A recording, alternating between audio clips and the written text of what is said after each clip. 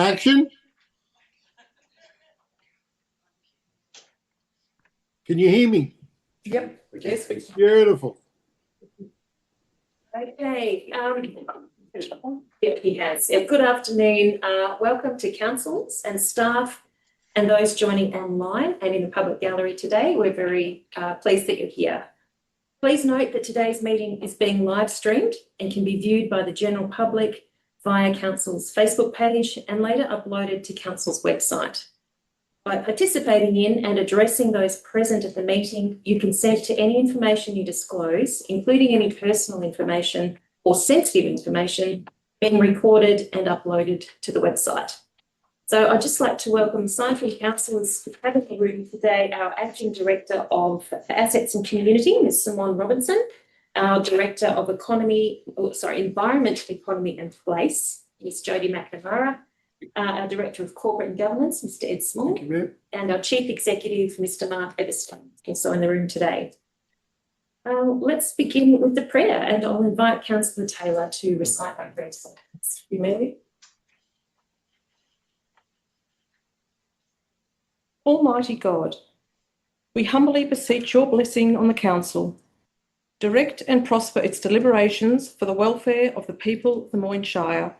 Amen. Thank you, Councillor Taylor. I'll now invite Councillor Murray to read our acknowledgement of country. Thank you, through you, Mayor. We acknowledge the Shire Wurrung people as the traditional custodians of the land on which we meet today and pay our respects to their elders, past and present. We extend that respect to any Aboriginal and Torres Strait Islander people here today. Thank you, Councillor Murray.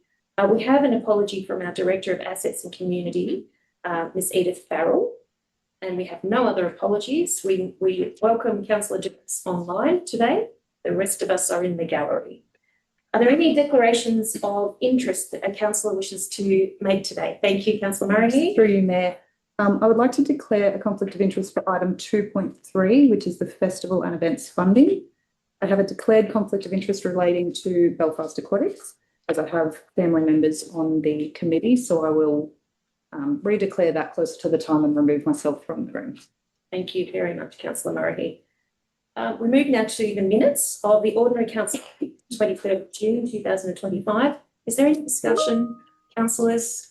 Is everybody comfortable that there are two lots? There is the confidential minutes plus the open council, Ordinary Council minutes. If there's no discussion, I'm seeking a mover. Those are a true and accurate record. Councillor Murray, seconded. Councillor Lockett. All those in favour? That is carried. Councillor Dukas, are you voting on this one? Thank you. Thank you. 7-0. We do have public participants here today, and welcome. I'll call for a motion to suspend our standing orders so that we can hear our public participants.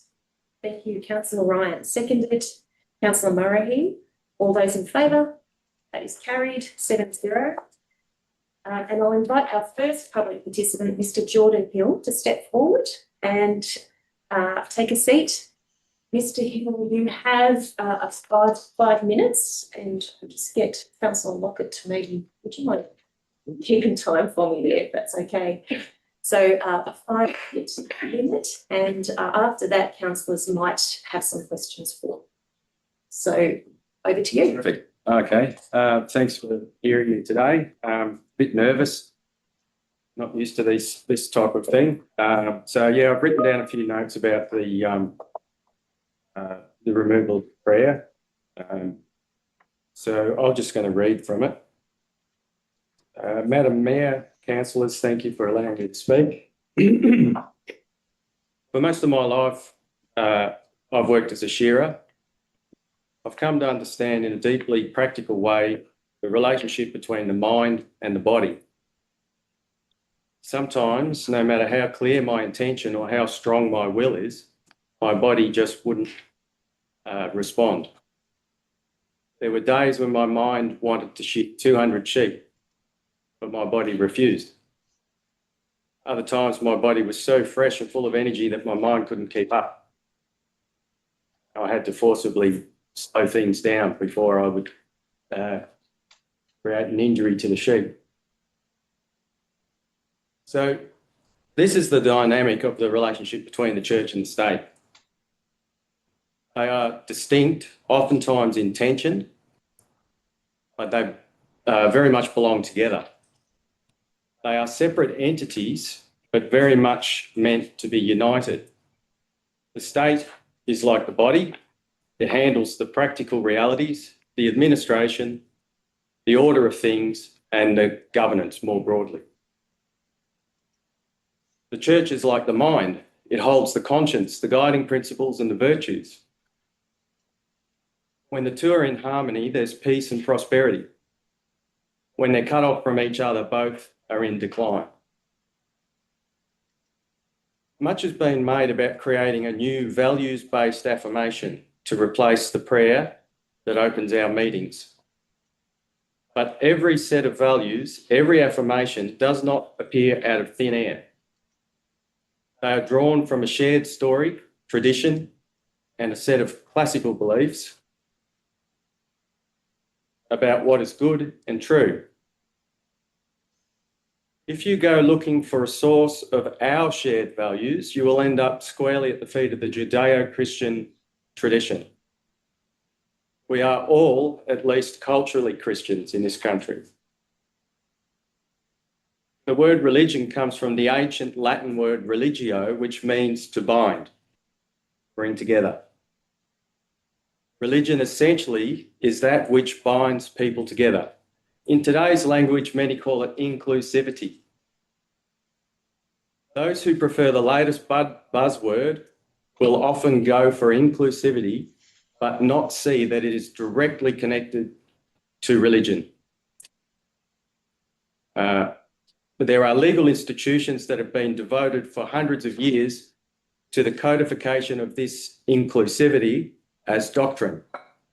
There's been wars and discussions about these doctrines all the way through the ages. Ecumenical councils are working around the clock to this day to expand on inclusivity, or religio, if you prefer the ancient word. This is my question to Councillor Lockett. Does he claim to have solved the problem of inclusivity, the problem of religion? Can he please submit his proposed doctrine in full prior to any vote on such a motion? Or is it a magic pill that cannot be questioned? It reminds me of my younger years. I once wandered down into a dark alley and met a shady figure who offered me a pill. He said, "Take this, it will solve all of your problems." Mr Hill, 1 minute to go. Thank you. I said, "That's interesting. Where did you get it?" "Can't say," he said. "What's in it?" "Can't say." "What will happen if I take it?" "Can't say." I've noticed something else in my travels and in talking with people from many backgrounds. Immigrants, refugees, and the Indigenous from other countries all over the world aspire to live in countries shaped by the Judeo-Christian values. You don't see waves of people risking everything to enter countries that are not built on these foundations. There's a kind of fascination and wonder about the Westerner that is extremely humbling. The people of the world itself recognise the value of this tradition, whilst many of us here no longer can see it. If a study was conducted that found that 41.8% of people no longer actively practice calculus, would we take calculus out of the architectural engineering? Of course not, because the structure depends on it. Whether somebody practices it or not, in the same way our community is built on the traditions that bind it together, religio. Thank you. Thank you. Thank you, Mr Hill. We appreciate you. Are you happy to take questions? Yeah, yep. I've got another page if anyone wants to know what that was in that. We've got a copy of that. Got a copy? All right. Questions from councillors. Councillor Ryan. Through you, Mayor. Thank you very much, Mr Hill. I know it's very daunting coming into the chamber to talk, especially in an urban environment. So thank you very much for your time and the time you've taken in the lead up to today. It's noted and greatly appreciated. I just have one question. You stated that we are all culturally Christian. I'd just like to know what you mean by that, please. Well, our legal system is based on the Judeo-Christian heritage. So thou shalt not kill, which is murder. Thou shalt not steal. We have that. All of the freedoms that we enjoy were based on that tradition. in this country. And also on the last page, this actually is quite appropriate. The highest legal document in our nation is our founding document. And in that, that's the Constitution, and it states in its preamble that we are humbly relying on the blessing of Almighty God. So that's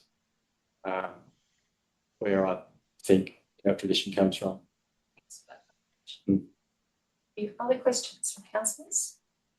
Councillor Moyne. Thank you for your presentation. I know you may not agree with my position, but I really appreciate you sharing your views today. That's democracy, and I think you did a good job. I'd like to know your position because it doesn't seem to be evident. Yeah, you'll hear that, and it's information. Terrific. Just wanted to ask, are you a Moyne resident? Yeah, Yeah. So your address on your letter says Hamilton. that's correct. Yeah. Yeah. I own property in Moyne, so yeah. Thank you. Are there final questions? If not, thank you very much once again, Mr. Johnson. Thank you. I now invite our second public participant, Jack Gale, to speak. Ms Gale, as with Mr Hill, we'll have 5 minutes and I'll give you a warning 4 minutes. So I'll let you take a glass of water though. Thank you.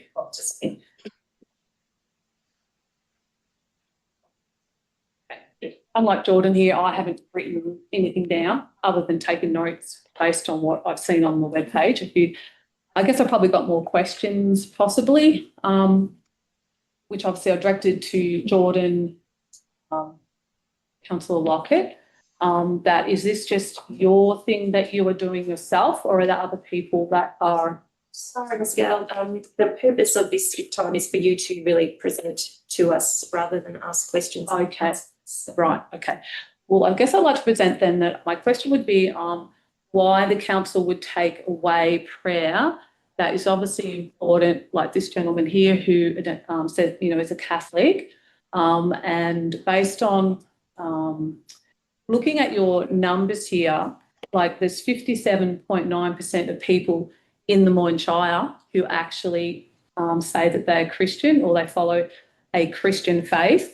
So my question to you all then would why you would actively take away prayer from out of the council meetings when a majority, like over 50%, like it's nearly 70% of the people that live in the Moyne Shire, that you are here, like you have a lot of responsibility in your positions and what you do in the welfare of the people that live in your Shire. And I would also ask you too then, like I think it's very good to see people, especially leaders in our community who are humble and who can sit here and acknowledge that they are not God and that they do need wisdom, and there is a difference between wisdom and knowledge. You can have people who are very clever, and the person that put this together, I'm not sure whether it was Councillor Lockett or not, that put the figures here together in regards to the percentages was, in my opinion, when I went through it, I felt we're trying to be deceptive.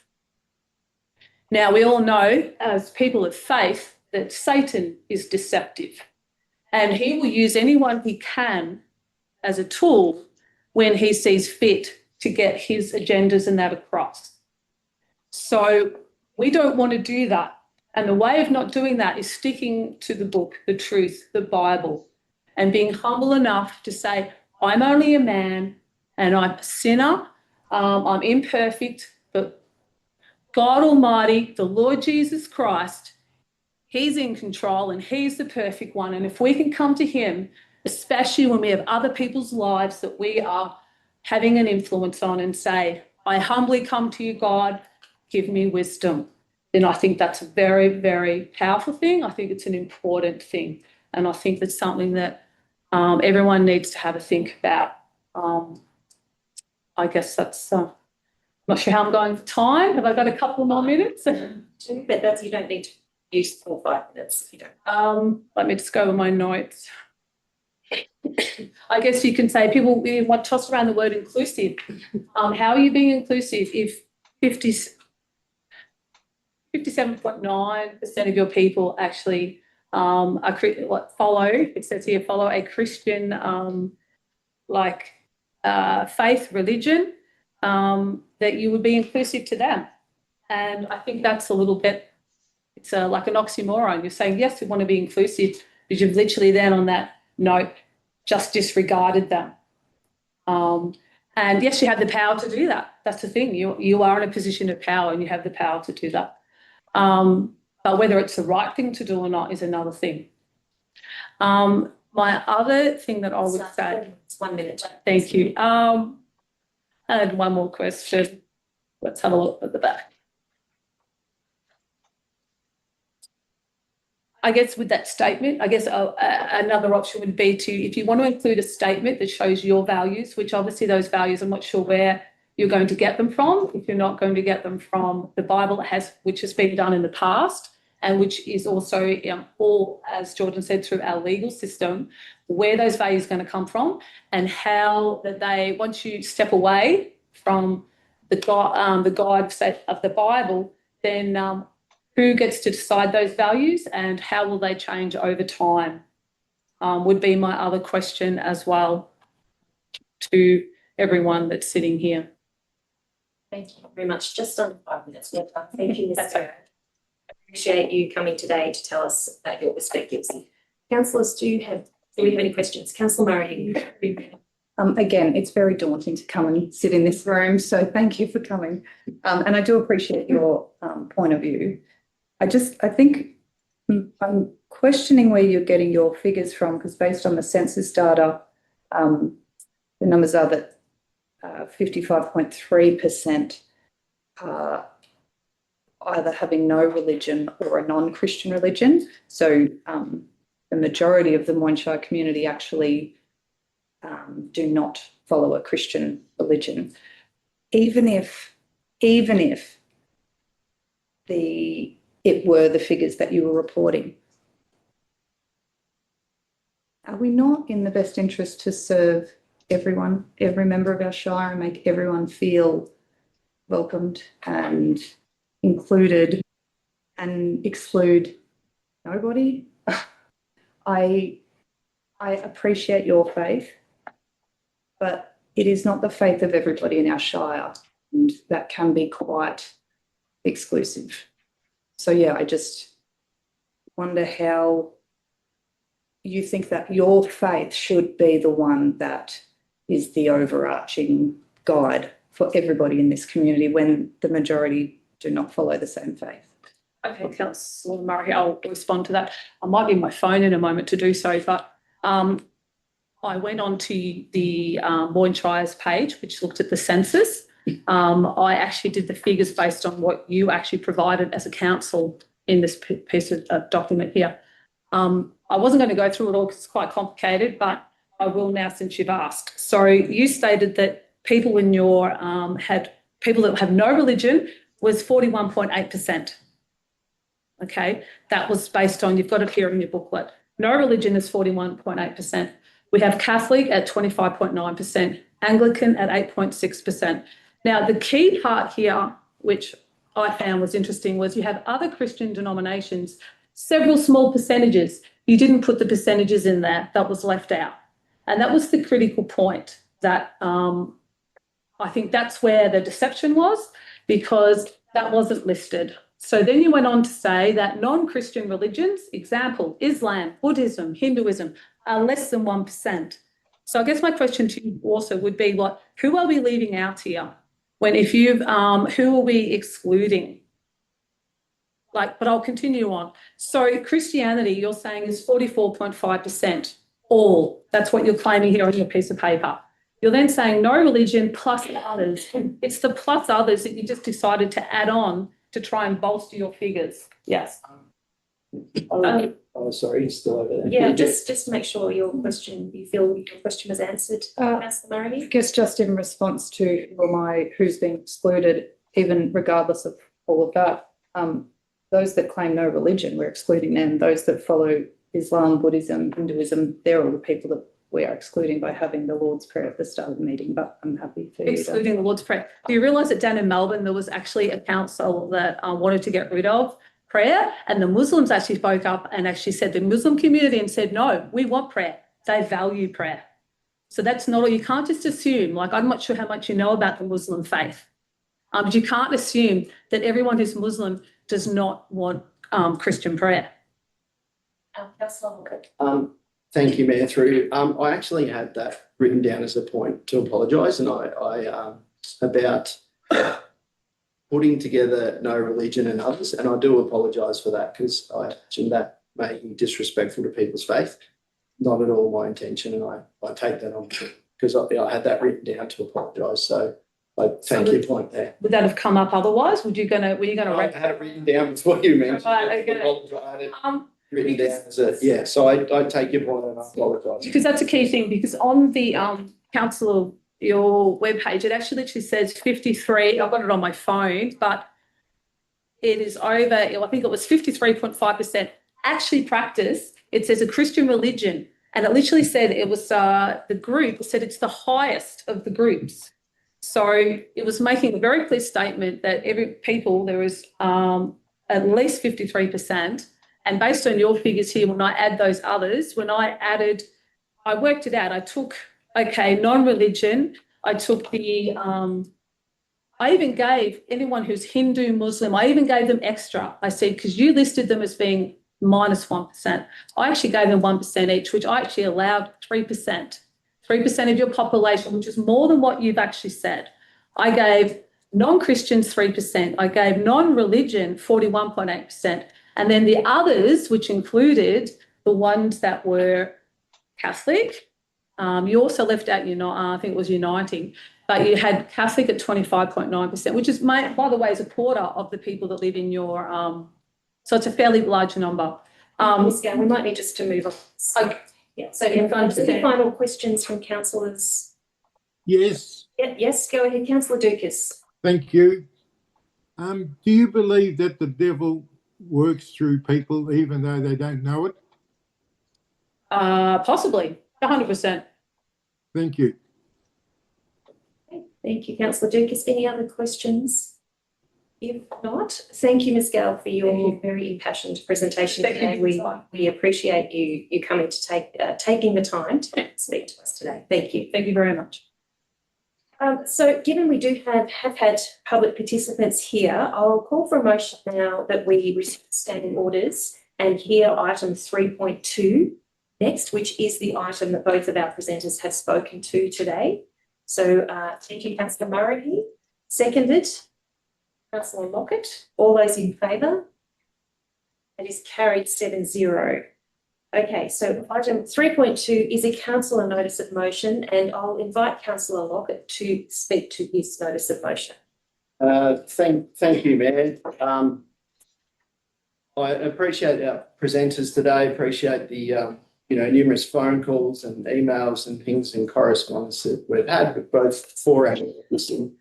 One of the things I really want to reiterate that this is not anti-religion, whilst some people may view it that way. It's definitely not.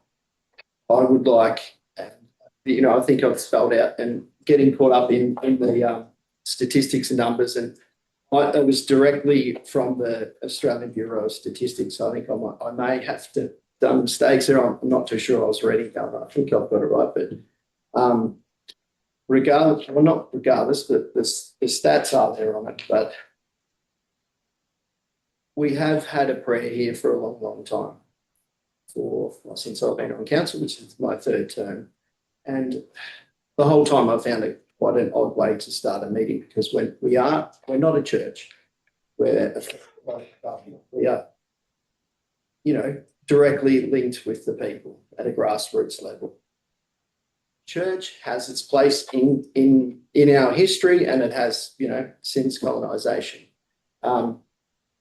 This is not about being anti-religion at all. Even within my own family, my mum's like, no, keep in the prayer. I'm like, sorry, mum, this is something I really believe in. So I know faith and spirituality is a very personal thing for everyone. And I really respect that. And I'm not at all trying to be anti-religion. I have many, as I said, family members and friends and colleagues that practice many different forms of religion. And we have a free democratic society where that was go for it. I do feel strongly about it being separate from the state and church separate. I don't agree with the presenter earlier about the minor body and church and state. I feel quite strongly that they should be separate. I also feel about inclusivity, that other faiths are not included in this prayer at the start of the meeting. I have, many different friends that practice different faiths, which is not included. We spoke about the statistics. There is, not to get too caught up in the numbers, but there is a large amount of our population that have no religion. So also other faiths are not included in the Lord's Prayer. I'll throw it over my, hope councillors can support the motion. Thank you. Thank you, Councillor Lockett. Now, before you formally move your motion, I'll just invite questions from councillors. Any clarifying questions? No? Yes. Oh, yes, Councillor Dukas? I'd like someone to tell me what a secular statement of values is. Are you able to answer that one? Yeah, for sure. Thanks for the question, Councillor Dukas. It'd be something that I'd be hoping that at workshop we could, there's many different examples that other councils have done. It's a statement of values, which is more around our council code of conduct and things like that, how we behave, and also, where we'd have to come up with it as a team. The reason I didn't want to put that in now is I hope, if the motion is passed, that's something we can work as a team to come up with the correct wording, which is inclusive of all faiths, religions, belief, and more representative of our Shire, but also our diverse views. Thank you, Councillor Lockett. Thank you. Any other clarifying questions? Oh, it's just Councillor a date. A date for the. I'm not even sure what it is. The motion's just to remove the prayer. Councillor Lockett? A date regarding. To come up with an affirmation or a good faith prayer, or I can put a date on it if you prefer. no date. Yeah. The CEO, is he going to write this out, or you going to have a workshop, or? Yeah, as I said, I think we could discuss it at workshop. I've got some ideas, but I wanted it to be something that we can all kind of work on at workshop that we're happy with. So there's not, an urgency about it. So I didn't put a date on it for that reason. We'll all be vetting it. Sorry. It'll be all vetted by all councillors. Yes. Thank you. Okay, if there are no further questions. Yes, please. Oh, yes, sorry, Councillor Dukas, go ahead. Councillor Lockett talks about the prayer in the church and excluding others. But isn't the prayer something that's an individual thing? Like 3 councillors stand for the prayer and some of the officers. The prayer doesn't talk about, or if I recite the prayer, I'm not talking about everybody everywhere. The prayer is my prayer. So why does he make the distinction between me and my personal prayer to show to the community my beliefs, whether they like it or not, and try and include that into a church type prayer, which includes everybody in that church or Christians in general? So your question, can you make that a shorter question, please, Councillor Dukas? Why is the prayer thought of as being something that's universal and we all have to take part in it, even though some don't? You still feel, I suppose, disappointed that you have to sit there and listen through it, whereas the prayer, even though it was recited by Councillor Taylor, the prayer is a personal prayer. It's my prayer before the council meeting or at the start of the council meeting for asking God to give me guidance. I'm not praying for everybody else. They can do their own prayer. If they don't want to pray, they don't have to. If we had a Muslim on council, are we going to stop them from praying? I just ask you to keep it to a question. Well, we are. That is a question. Well, start the first one. A Muslim councillor, would the council say no Muslim prayers? Is that something you want to answer, Councillor Lockett? I'm not too sure what the question is, councillor The Dukas. question is, I'm a Christian, I say the prayer. Yeah. That's a personal prayer for me. If I was a Muslim and I said a prayer, which was a personal prayer for me as a Muslim, would you say I'm not allowed to do it? Well, that's part of the point, councillor Dukas. There's hundreds and thousands of different gods that people believe. Do you want me to answer the question or not, councillor Dukas? Don't get off the subject. If I was a Councillor Muslim, would you stop Ask me? you to allow councillor Lockett to answer your Okay. question, please. Yes, please. Thank you. Yeah, that's part of the concern that I have, councillor Dukas, is that it's not inclusive of all faiths and beliefs. So, you know, I suppose we'd be here till 3 a.m. if we went through every faith and religion and made a prayer to them all. And that's why I think having something, a statement of affirmations, however that work out, you know, would be more inclusive. Sorry, but you didn't answer the question. I'll give you Okay. another. Okay. No, that's all. Well, if we had a Muslim, and I'm not picking on Muslims, but if we had a Muslim on council and prayer time came up halfway through the meeting, would we stop so that councillor could go and pray? I'm not sure that that's a question that councillor Lockett could answer on his own. Well, he's right. Councillor Dukas, that would be a question for the whole council to consider. No, the question is, councillor Lockett's motion is trying to get rid of the prayer, and he contradicts himself in that respect. So the question is, if I was a Muslim and 4 o'clock come around and it was time for me to pray, would the council stop, allow me to go and pray? Would they provide me with a prayer room? Because you're throwing the prayer out. All we're doing is spending 30 seconds with a prayer, an individual prayer. I'm asking you, what about other individuals if they want to pray? You're going to say no one's allowed to pray? I'll give you the opportunity. You don't feel you have to answer that question, councillor Lockett, but you're welcome to. I appreciate your hypothetical question, councillor Dukas, and your candour. I would see why we have, you know, if that was to happen, you know, we would make, you know, space, and that would be something the council would discuss. At this point, we don't, you know, so I'll see, you know, this isn't about being anti-religion. I'm very clear about that. So someone. Sorry, but that's wrong. Well, that was In the councillor motion, Lockett. Yeah, hang on, no, supporting notes for the notes of motion state that this motion does not seek to diminish Christianity. Then it says and what I'm saying is this contradicts the substance of the motion, which recommends that ostensibly Christian prayer be removed and replaced with secular content. Well, you can't have it both ways. Well, we might wait until the debate section, councillor Dukas. I still need to get clarification, Mayor. That's all I'm after, clarification.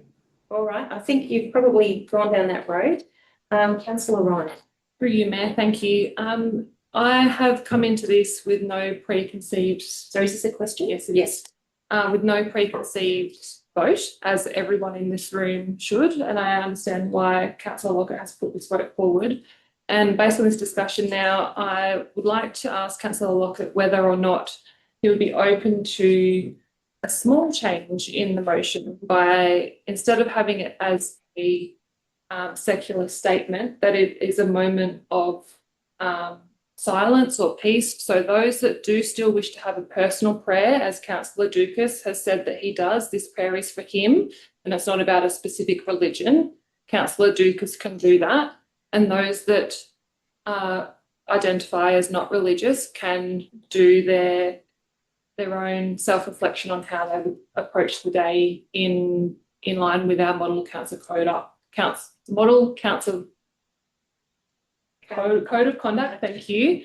If that is something that councillor Lockett would be willing to consider and feel as though that is potentially a way to maybe broaden it beyond just this conversation of solely religion. Councillor Lockett. Yeah, that sounds pretty good.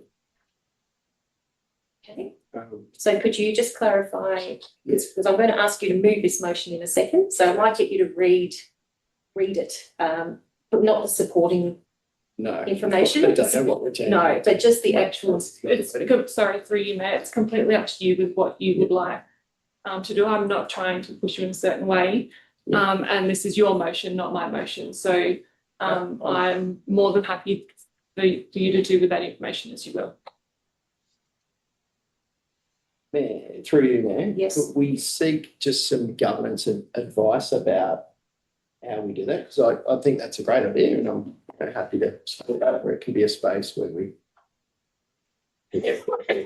So we would like some advice from, we might get our governance officer to give you some advice. If we would just pause proceedings for a couple of minutes to allow Councillor Lockett to get the advice that he needs.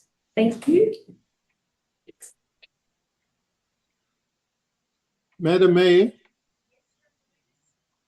while we're seeking that advice, can we get advice on the Victorian Charter of our human rights and whether this infringes on our religious beliefs?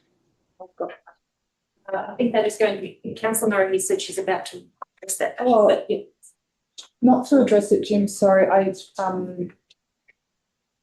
got an article here that actually speaks against that, and having a prayer is actually a breach of personal rights, and there's some legal issues that some councils are facing currently about having a Christian prayer at the start of their council meetings is actually in breach of the Victorian Charter of Human Rights, the human rights violation. So do with that what you would like.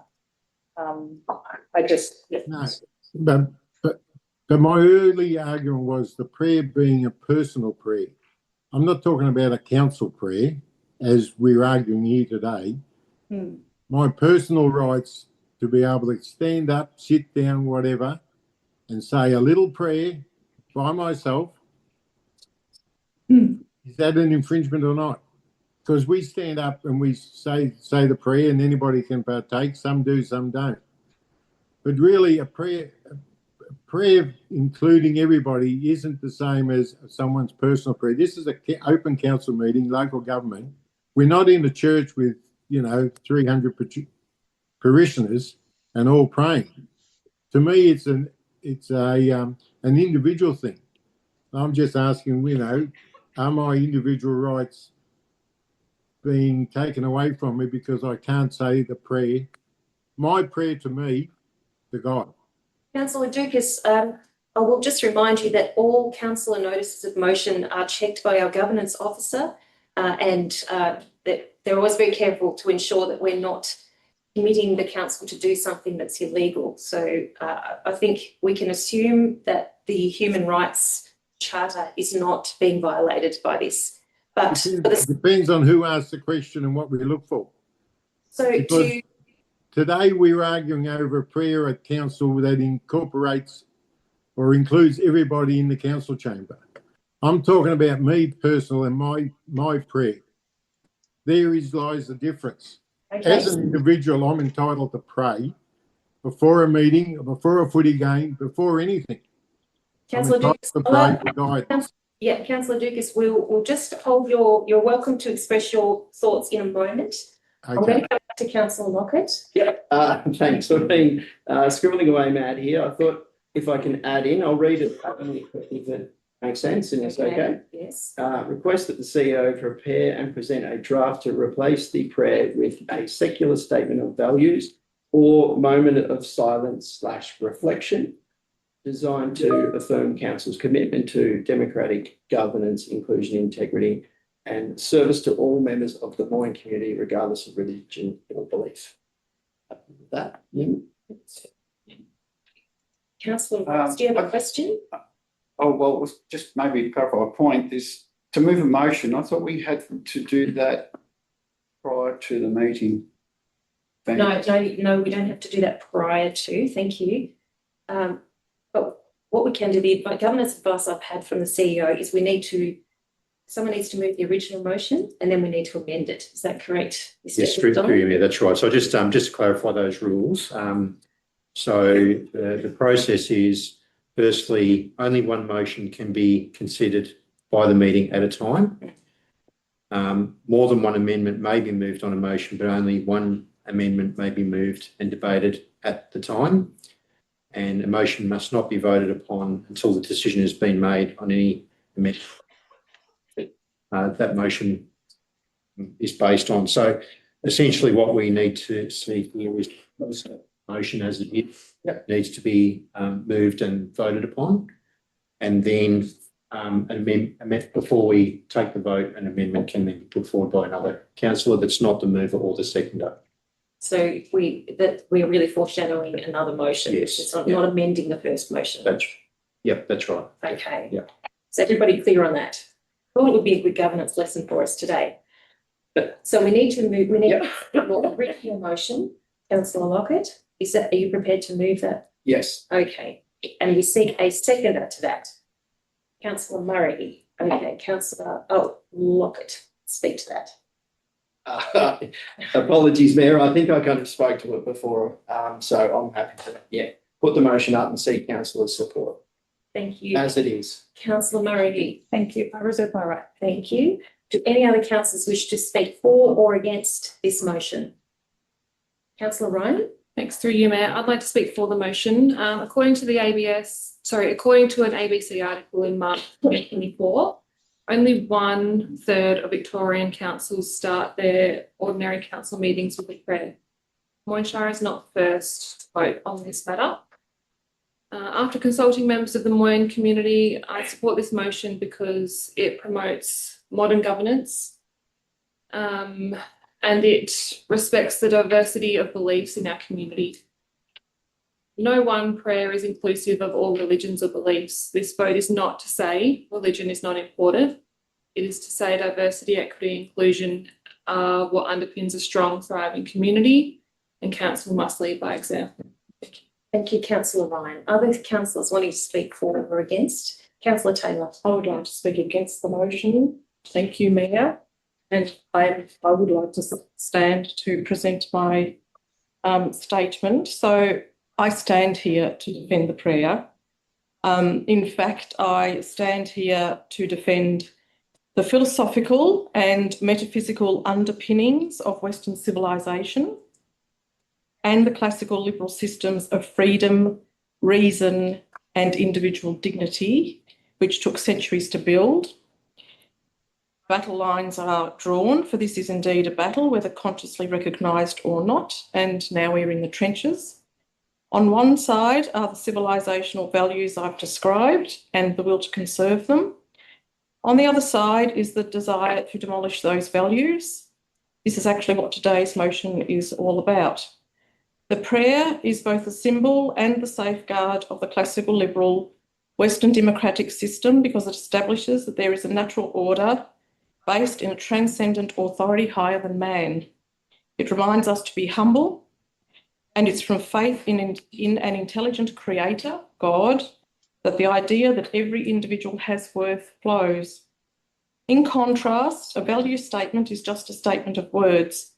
The words are powerful, and woke words are dangerous. They don't mean what they have traditionally meant. For instance, to people who subscribe to the social justice worldview, inclusion means centering the voices of minoritised identity groups so that institutions, law, education, government must be reshaped to prioritise them, and diversity means elevating specific identity groups within those institutions. Compare this with the Christian classical liberal meanings. Inclusion means welcoming all individuals as equal in dignity, regardless of identity, and diversity, means individual difference, and diversity means individual difference and variation. Thus, woke words are the weapons of choice in an asymmetrical political war, not fought with weapons, but with ideas, guilt, and slow institutional capture. I reiterate, we are in a war for the soul of the West. Alexander Solzhenitsyn, the Soviet dissident, saw this coming many years ago, when he warned that if the West forgot God, then it would be building a similar path to one that the Soviet Union took, because Christianity is the bulwark against tyranny. I'm exposing what is actually going on. My position is always about defending the values that provide the most people with the most freedom, the freedom to pursue truth, which includes the right to think and to say what you think. The moral authority of social justice does not allow for this, because there's a hierarchy of morality based on a scale of oppression. If you don't belong to one of the recognised oppressed groups, you have no right to speak unless you become an ally. Remove the prayer without understanding and you act in ignorance. Remove it with understanding and you are culpable for what follows. The consequences will be yours to bear, all of them. Thank you. Are there other councillors who wish to speak for or against this motion? I'd like to speak against it. I'm not a religious person at all. Don't believe any of it, but I do respect a protocol and a process and maybe a position that the Christian prayer is part of that. It's a foundation, a beacon, a starting point of modern Australia. And it's probably in our lives every day. And I'll throw this in maybe the laws, birth, marriage, death, and Easter and Christmas. It's not just about Christians, it's about who Australia is. Thank you, Councillor Ross. Councillor Dukas. Yes, thank you, Madam Mayor. I'll start by asking Councillor Lockett if he stands by the statement, because we've always done something, is a terrible reason to keep it.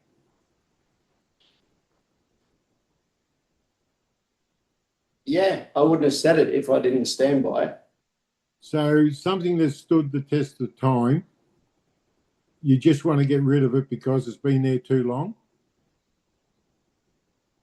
I don't know how many questions I wanted to ask, but Councillor Dukas, we're in that's my debate. statement. We're in the debate section. Yeah, well, I'm seeking clarification from Councillor Lockett. So the argument would be there's a certain way to remove a brain tumour. So if we've done that for 10 years, does Councillor Lockett believe that you've done that for too long, let's replace it with something, but we don't know what we're going to replace it with? And that's what's happening here. He wants to get rid of the prayer, come up with something new. We know nothing about it. He's told us that he's going to send the CEO away to do something. So why don't we get a few, I suppose, pointers on what he really wants or what the council really wants in this new statement before we go down the prayer path? This should have been workshopped to death. You know, I think the right thing to do right now would be to defer so we get some clarity about what's proposed if the prayer is removed. Anyway, that's one argument. The other one is, as Councillor Lloyd Ross and Councillor Taylor stated, our basic democratic principles are founded on the Bible. Yeah, that's without question. And everybody believes in law and order. Well, I hope they do. I mean, and it's interesting that all these non-practicing Christians and even atheists and those that are anti-Christian devil worshippers, I bet you they all celebrate Christmas. Sure that Councillor Lockett and his children celebrate Christmas and Easter. They take the benefits of those holidays. Are they going to give all that up because they're Christian? Of course they're not. It's this whole process of getting rid of the prayer is very hypocritical and typical of the left.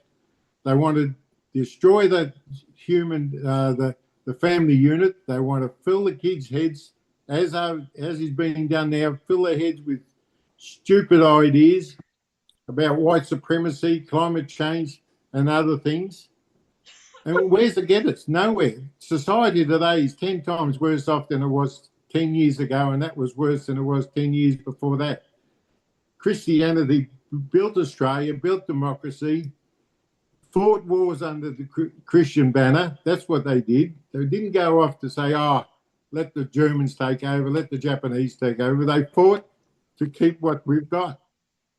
Councillor Dukas, you're over 3 minutes. Could you wind up your... Okay, if this vote gets up, it'll be a bad blow for the Shire of Moyne. We've already, within 5 or 6 months of a new council, we've already met a lot of issues, council issues, issues about projects that have all gone wayward at the cost of millions of dollars.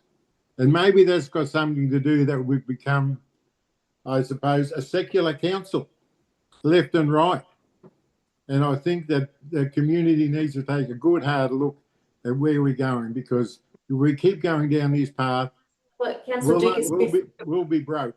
will be All over broke time. and will be secular, and the community will be fighting amongst themselves. Thanks to Councillor Councillor Dugas, Lockett. ask you to wind up. Thank you. Well, No, that's, I've said enough.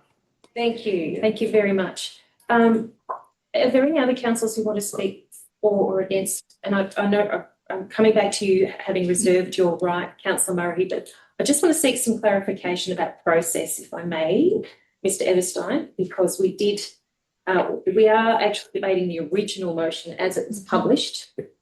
And there is an intent to slightly alter that. No, that's gone. Okay, right. We'll just proceed. Thank you. Councillor Murray, you've reserved your right. So Through you, Mayor.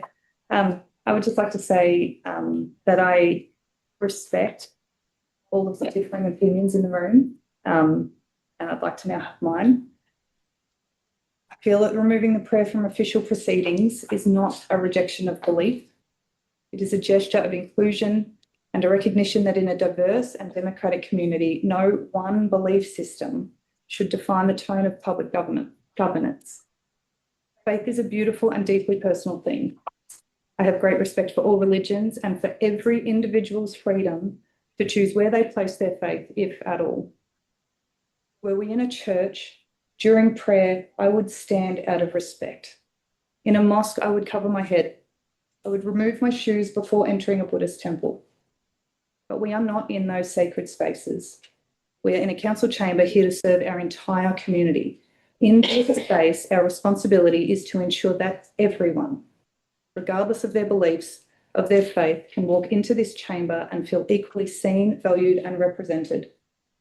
For those in this room struggling to see how this change benefits our diverse, multicultural community, I would gently invite reflection on the deeper message of your own Christian values, those of humility, empathy, and a call to make space for all. That is the standard we should hold ourselves to, regardless of religious affiliation. I have one final thing that I would like to read out that was a message that I received from a community member. I would like to issue a content warning before I do this for anyone in the room or online, as it speaks to child sexual assault briefly. As a Moyne resident and victim of child sexual assault by a priest, why should I be re-traumatised, having to hear the Lord's Prayer read out every time I wish to address my elected representatives? For that reason, I support this motion. thank you. Thank you, Councillor Murray. I'll return to you as the remover, Councillor Lockett. Thank you, Mayor. Thank you, councillors. And as Councillor Murray said, I don't agree with everyone's comments, but I respect them. And this is a chamber of dignity and respect where we have that. I don't think battle lines are being drawn. I disagree with that comment. However, I feel this is not anti-religion. It's about being inclusive and respecting all faiths, but also being very clear about the state and the church being separate. I encourage the support of fellow councillors, and also, as Councillor Murray said, respect and dignity and humility is definitely something that we want to have in this chamber. Thank you. Thank you, Councillor Lockett. We'll now put this motion to the vote. All those in favour, please raise your hands. That is Councillor Ryan, Councillor Lockett, Councillor Foster, Councillor Murray. Those against, please. That is Councillor Taylor, Councillor Ross, and Councillor Dukas. That is carried 4-3. Thank you very much, councillors. We move to item now 2.1, Mortlake Market Square Landscape Design Master Plan. And I'll call on our Acting Director of Assets and Community, Simon Robertson. Please introduce this for us. Thank you, Mayor. Councillors, this report presents the Mortlake Market Square Landscape Design Master Plan. Sorry to interrupt you, Miss Robertson. My oversight. Before you start there, I do need to call for a motion to resume standing orders. My apologies, councillors. Could I have a mover? Thank you, Councillor Murray. Second, Councillor Ryan. All those in favour? That is carried 7-0. Thank you, Ms Robinson. Over to you now. Thank you, councillors. Again, this report presents the Mortlake Market Square Master Plan. It was done in collaboration with Fraser Design, and it's been developed following stage community and officer consultation. there were 73 responses received from the community and a further 25 on Engage Moyne. And the plan's been designed to guide future improvements, balancing community preferences, safety, accessibility and public amenity. The recommendation is provided for councillors to consider. Thank you, Ms Robinson. Questions from councillors? Councillor Taylor. Thank you, Mayor. Ms Robinson, I just had a question around what happens next with that plan. So we have a master plan, and how does that move forward? Thank you, Councillor Taylor. Through you, Mayor. So this plan will become a strategic guiding document for the Mortlake Market Square, and we will use this to be able to, for funding submissions, to attract funding. The master plan does provide us with the ability to address certain aspects that were highlighted in the plan. We don't need to do everything at once, and we will certainly look at the key priorities, namely fencing, first and foremost within this plan. But largely this will have to be submitted through council budget bid process or funding. Thank you. Other questions? Lost my train of thought. You come back to you, councillor. It was I think it was that the overall plan, whether there's a bit of flexibility in there to rejig it, especially on Townsend Street and gaps there with no furniture, and we've got any flexibility in the plan. So through you, Mayor, yes, absolutely, Councillor Ross. It's a master plan, it's a guiding document, but as we break down the components and seek funding to address certain aspects, we can then again look at whether it's still fit for purpose. So we can move with this as we go, and on the longer term we will review the plan to make sure it remains current. It's pretty hard from just a plan view. When you've got that drainage there and they're going to shift the street and the trees in over that big drain, visualise how it's going to end up looking. It's my concern with that. All right. Thank you. Thank you, Councillor Ross. Councillor Dukas, I think you had your hand up. Thank you, Madam Mayor. Look, first of all, I'm disappointed how all this came about. Total surprise to me. We had a presentation by a young lady concerned about the playground and a fence for her young children. And next thing we know, we've got this humongous master plan in our face that's going to cost who knows how much. My question is, the master plan I'm happy to accept, but I think we should make it quite clear that there is no funding. There's nothing in the budget. We need to get government grants, etc., and the community needs to be aware that they too have to go out and fundraise if they want everything in the master plan to happen, because it won't happen overnight. And I think that if we're a prudent council and work with the community, let's pick off small items to start with in the plan and work our way around it. Otherwise, it's going to be a huge burden. Did you have a question? Yeah, thank you, Councillor Dukas. The question is to Simone. I shouldn't say Simone. Ms. The question to our director is, will we make it clear to the community that the master plan is a long-term project and that community contributions will be required? Ms. Robinson. Through you, Mayor. Yes, Councillor Dukas, through the consultation, it was made clear that the master plan is a strategic document that will assist in guiding funding submissions. One of the priorities that come out of the consultation was the fencing around the playground, and that absolutely will be the biggest priority out of this, and looking around the sort of improved safety across the precinct.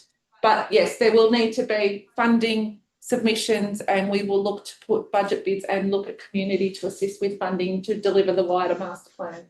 Thank you. Other questions? No, if not, we have got a recommendation before us. I am seeking a mover. Thank you, Councillor Ryan. Seconded, Councillor Murray. Councillor Ryan. Yeah, I just wanted to note that this is a master plan and it came off the back of community members using their voice to improve Mortlake's facilities. So I commend those Mortlake residents for standing up and speaking up for improvements to their community. That's no small task. I would also like to see components of the master plan brought forward based on community consultation, those low-hanging fruit things like the fence around the playground, etc., that have proven to be more important to our community members who raised this in the first place. So, yeah, happy to move this motion. Thank you, Councillor Ryan. Councillor Murray. Thank you. Through you, Mayor. Lisa, Councillor Ryan summed it up very well. I do also agree with Councillor Dukas just in that it is very important for the community to be aware that we have a master plan, and that's wonderful, but it does take time, money, funding applications.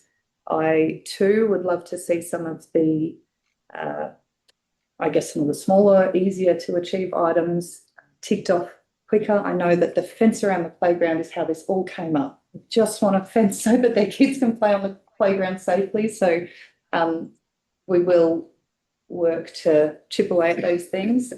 But yeah, I'm happy that Mortlake's getting somewhat an attention through this. Thank you, Councillor Murray. I'll open it up to other councillors wish to speak for or against the motion. If not, I'll return to you as the mover, Councillor Ryan. Nothing further. Thank you, Mayor. Let's put that to the vote. All those in favour, please. That is carried 7-0. Councillor Ross, did you vote? I was in favour. You're not in favour, so you're voting against. Those voting against, please raise your hand. Thank you. That is carried 6-0. Thank you. Item 2. Oh, sorry, 6-1. I beg your pardon. We never could add up, Mr. CEO. Item 2.2, the Naranda Recreation Reserve Master Plan. Again, Ms. Robertson, if you could introduce this to us, please. Thank you, Mayor and Councillors. This is the master plan for Naranda Rec Reserve, and it directs the future use and development of the Rec Reserve. It's developed together with Simon Leisure Consulting, who led the development. The plan prioritises investment and volunteering across a 10 to 15-year project or strategic document, and the recommendation is provided there for council. Thank you very much, Ms. Robinson. Are there questions? Ms. Robinson. There being none, we just need a mover for the officer recommendation. Oh, Councillor Dukas. Yeah, no, I'm moving the motion, Madam Oh, Mayor. you're moving the motion. Thank you. Thank you, Councillor Dukas, seconded by Councillor Murray. Councillor Dukas. Thank you, Madam Mayor. No, spent a lot of time in Naranda from years ago to currently. Footy team's got a bit of competition this year, which isn't bad. But back to the Recreation Reserve Master Plan, the committee have done a terrific job with the consultants. They're a dedicated, hardworking and intelligent committee. They know exactly what they want. They challenge questions, they ask questions, they put forward new ideas, etc. If you have a look, go through the plan, you'll find it is very detailed, and the committee are on top of it 100%. They know what needs to be done today, next year and the year after. Funding, as always, is an issue, but they're a strong community and I don't think their share of the funding will be a problem. We just need to get some government funding, which is probably very difficult in this day and age, but I truly recommend the master plan. It's been a lot of hard work by a lot of dedicated community members. Thank you, Councillor Dukas. Councillor Murray. Thank you, through you, Mayor. Again, as with the previous agenda item, it's a master plan. We are going to need to look for funding and it won't happen overnight. But I wanted to give a shout out to the Naranda community. There were 57 responses received during the community consultation. And that's a big number for a small place. It's evident that many in the community are passionate and invested about this and utilise this space. And as a council, it is fantastic to get all of that feedback, to know that this is the right thing, this is what the community wants. So I just want to thank the Naranda community for being so active and involved in this master plan. you, councillor Murray. Any other councillors who'd like to speak for or against? Yeah, councillor Taylor. Mayor, I was just going to say that I speak for the motion. I think it is important for rural communities to have access to facilities, and sport is so important in these communities. So very happy to support such. Thank you, councillor Taylor. Councillor Ross. Yeah, I'll speak for the plan. It's a bit more mature, this one. I just didn't like the last one. We'll do a bit better. I'm quite happy to support this one. Thank you, councillor Ross. Nobody else wants to speak for or against. I'll come back to you, councillor Dukas, for something Thank you, Mayor. We heard about 57 responses. Miranda Rec Reserve covers Naringal, Nullawarre, Peterborough. It draws a lot of people from a wide area. The community have faith in the committee. We could have got 200 responses, but being down there often and talking to people, they have a lot of faith in the committee on the Rec Reserve, and therefore they're fully supportive of what that reserve committee want to do. And this master plan proves that. Thank you, councillor Dukas. We'll put this to the vote then. All those in favour? Thank you. That is carried 7-0.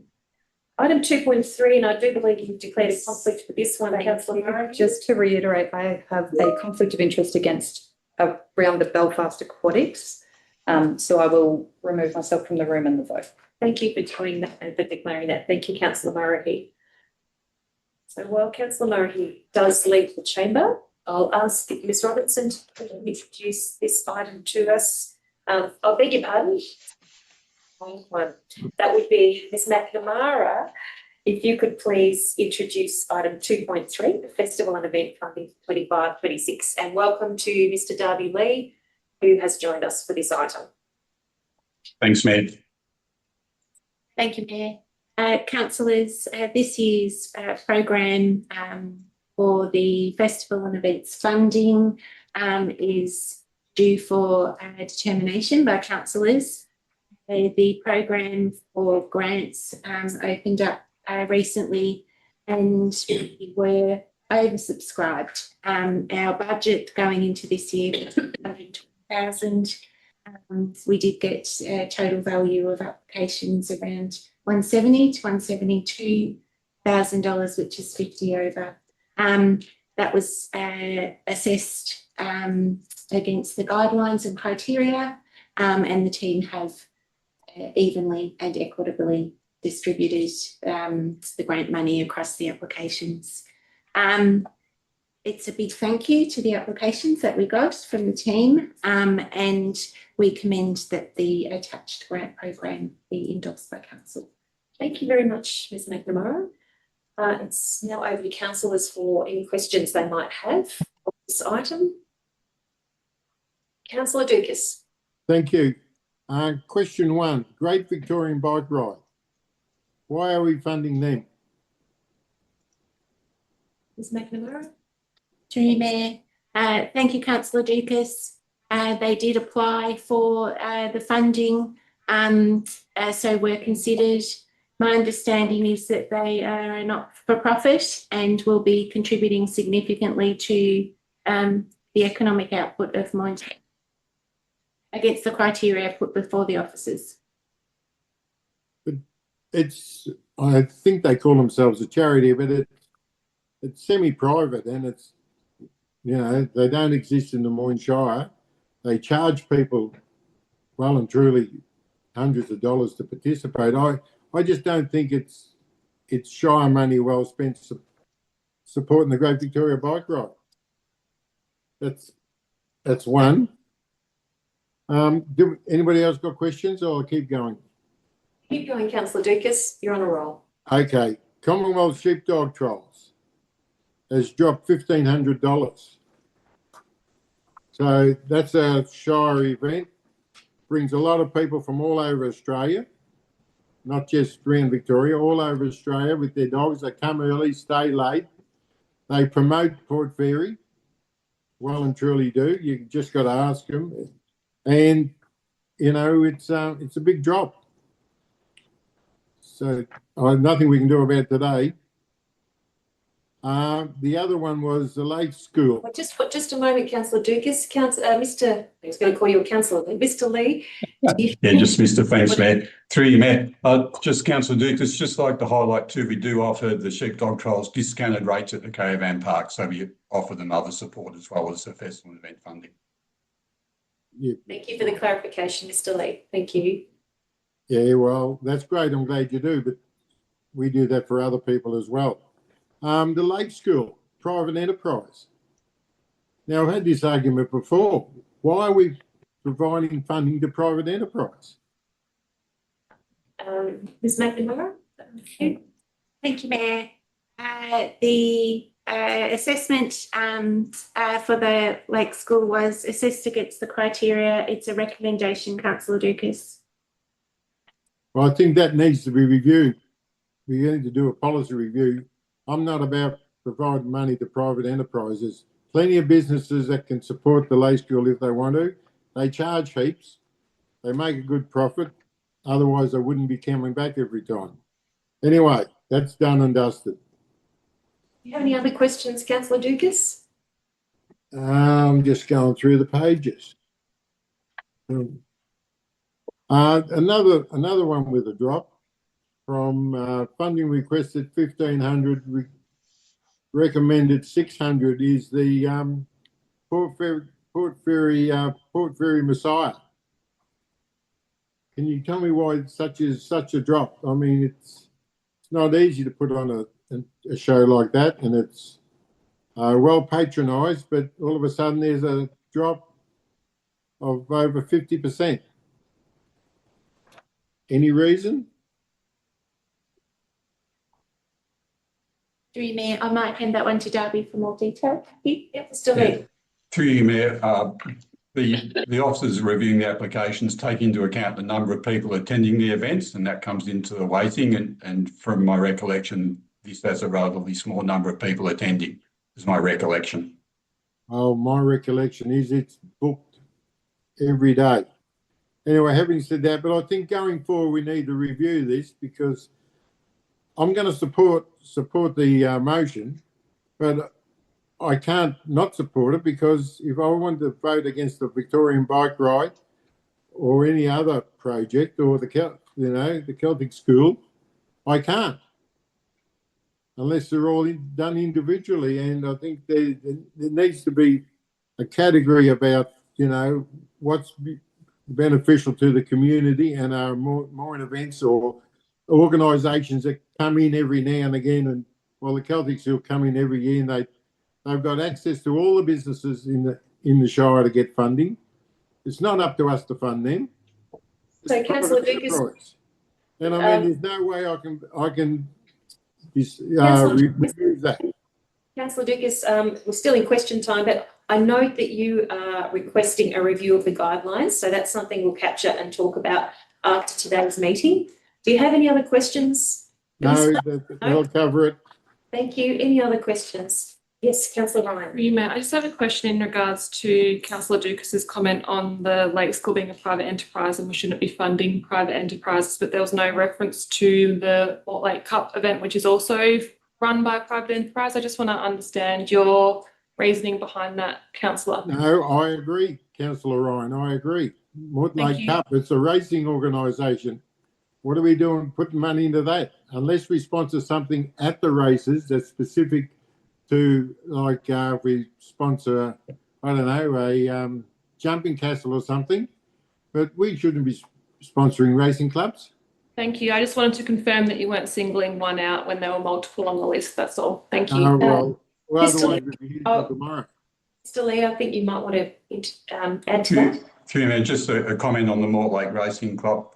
They applied for funding to fund children's activities on the day. So that's what the grant application has been recommended to councillors for, to fund those children's activities. Thank Fair you. enough. Make it more family friendly. Yeah, I'm all about family friendly. Thank you. Any other questions? If not, we have a recommendation there and I'm seeking a mover. Councillor Ryan, thank you. Seconded. Councillor Lockett. Councillor Ryan.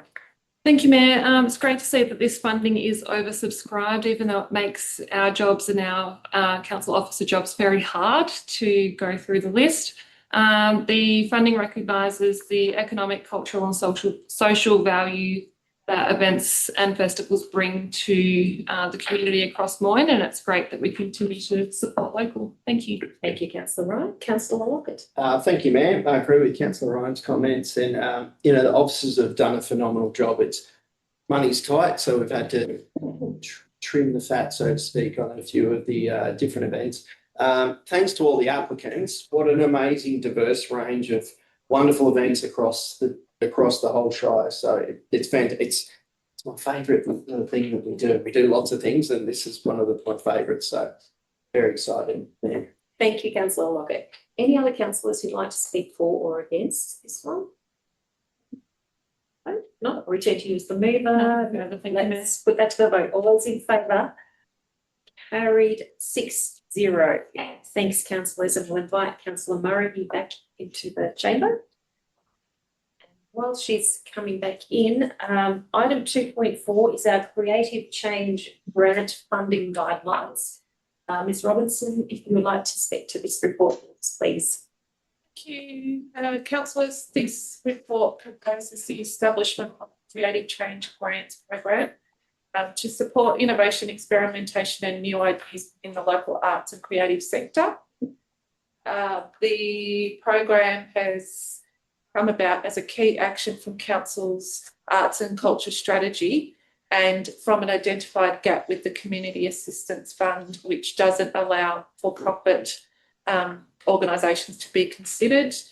The proposal here is that we are using some funding from the Community Assistance Fund and from Economic Development to establish a standalone fund for this financial year, and the recommendation is provided. Thank you, Ms Robinson. Do we have any questions? Yes, thank you. Mayor, I have a question for Ms Robinson. I am interested to know what the rationale is behind the matched funding for profit-based application. Thank you, Mayor.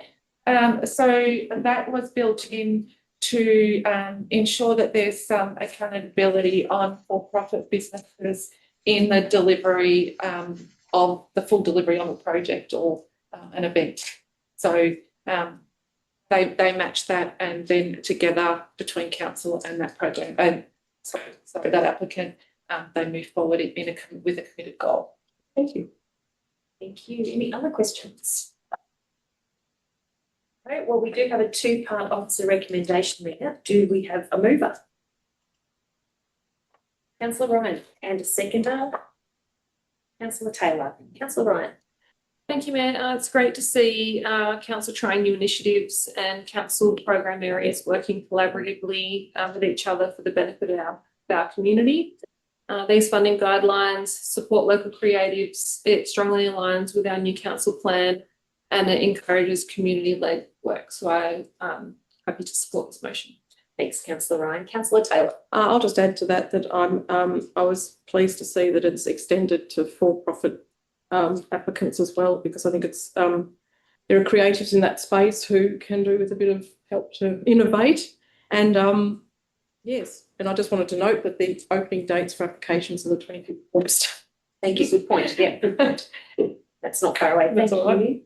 Open up now for other councillors who'd like to speak either for or against. Councillor Dukas. Thank you, Mayor. Start with a clarification. Why isn't there a dollar figure in the recommendation?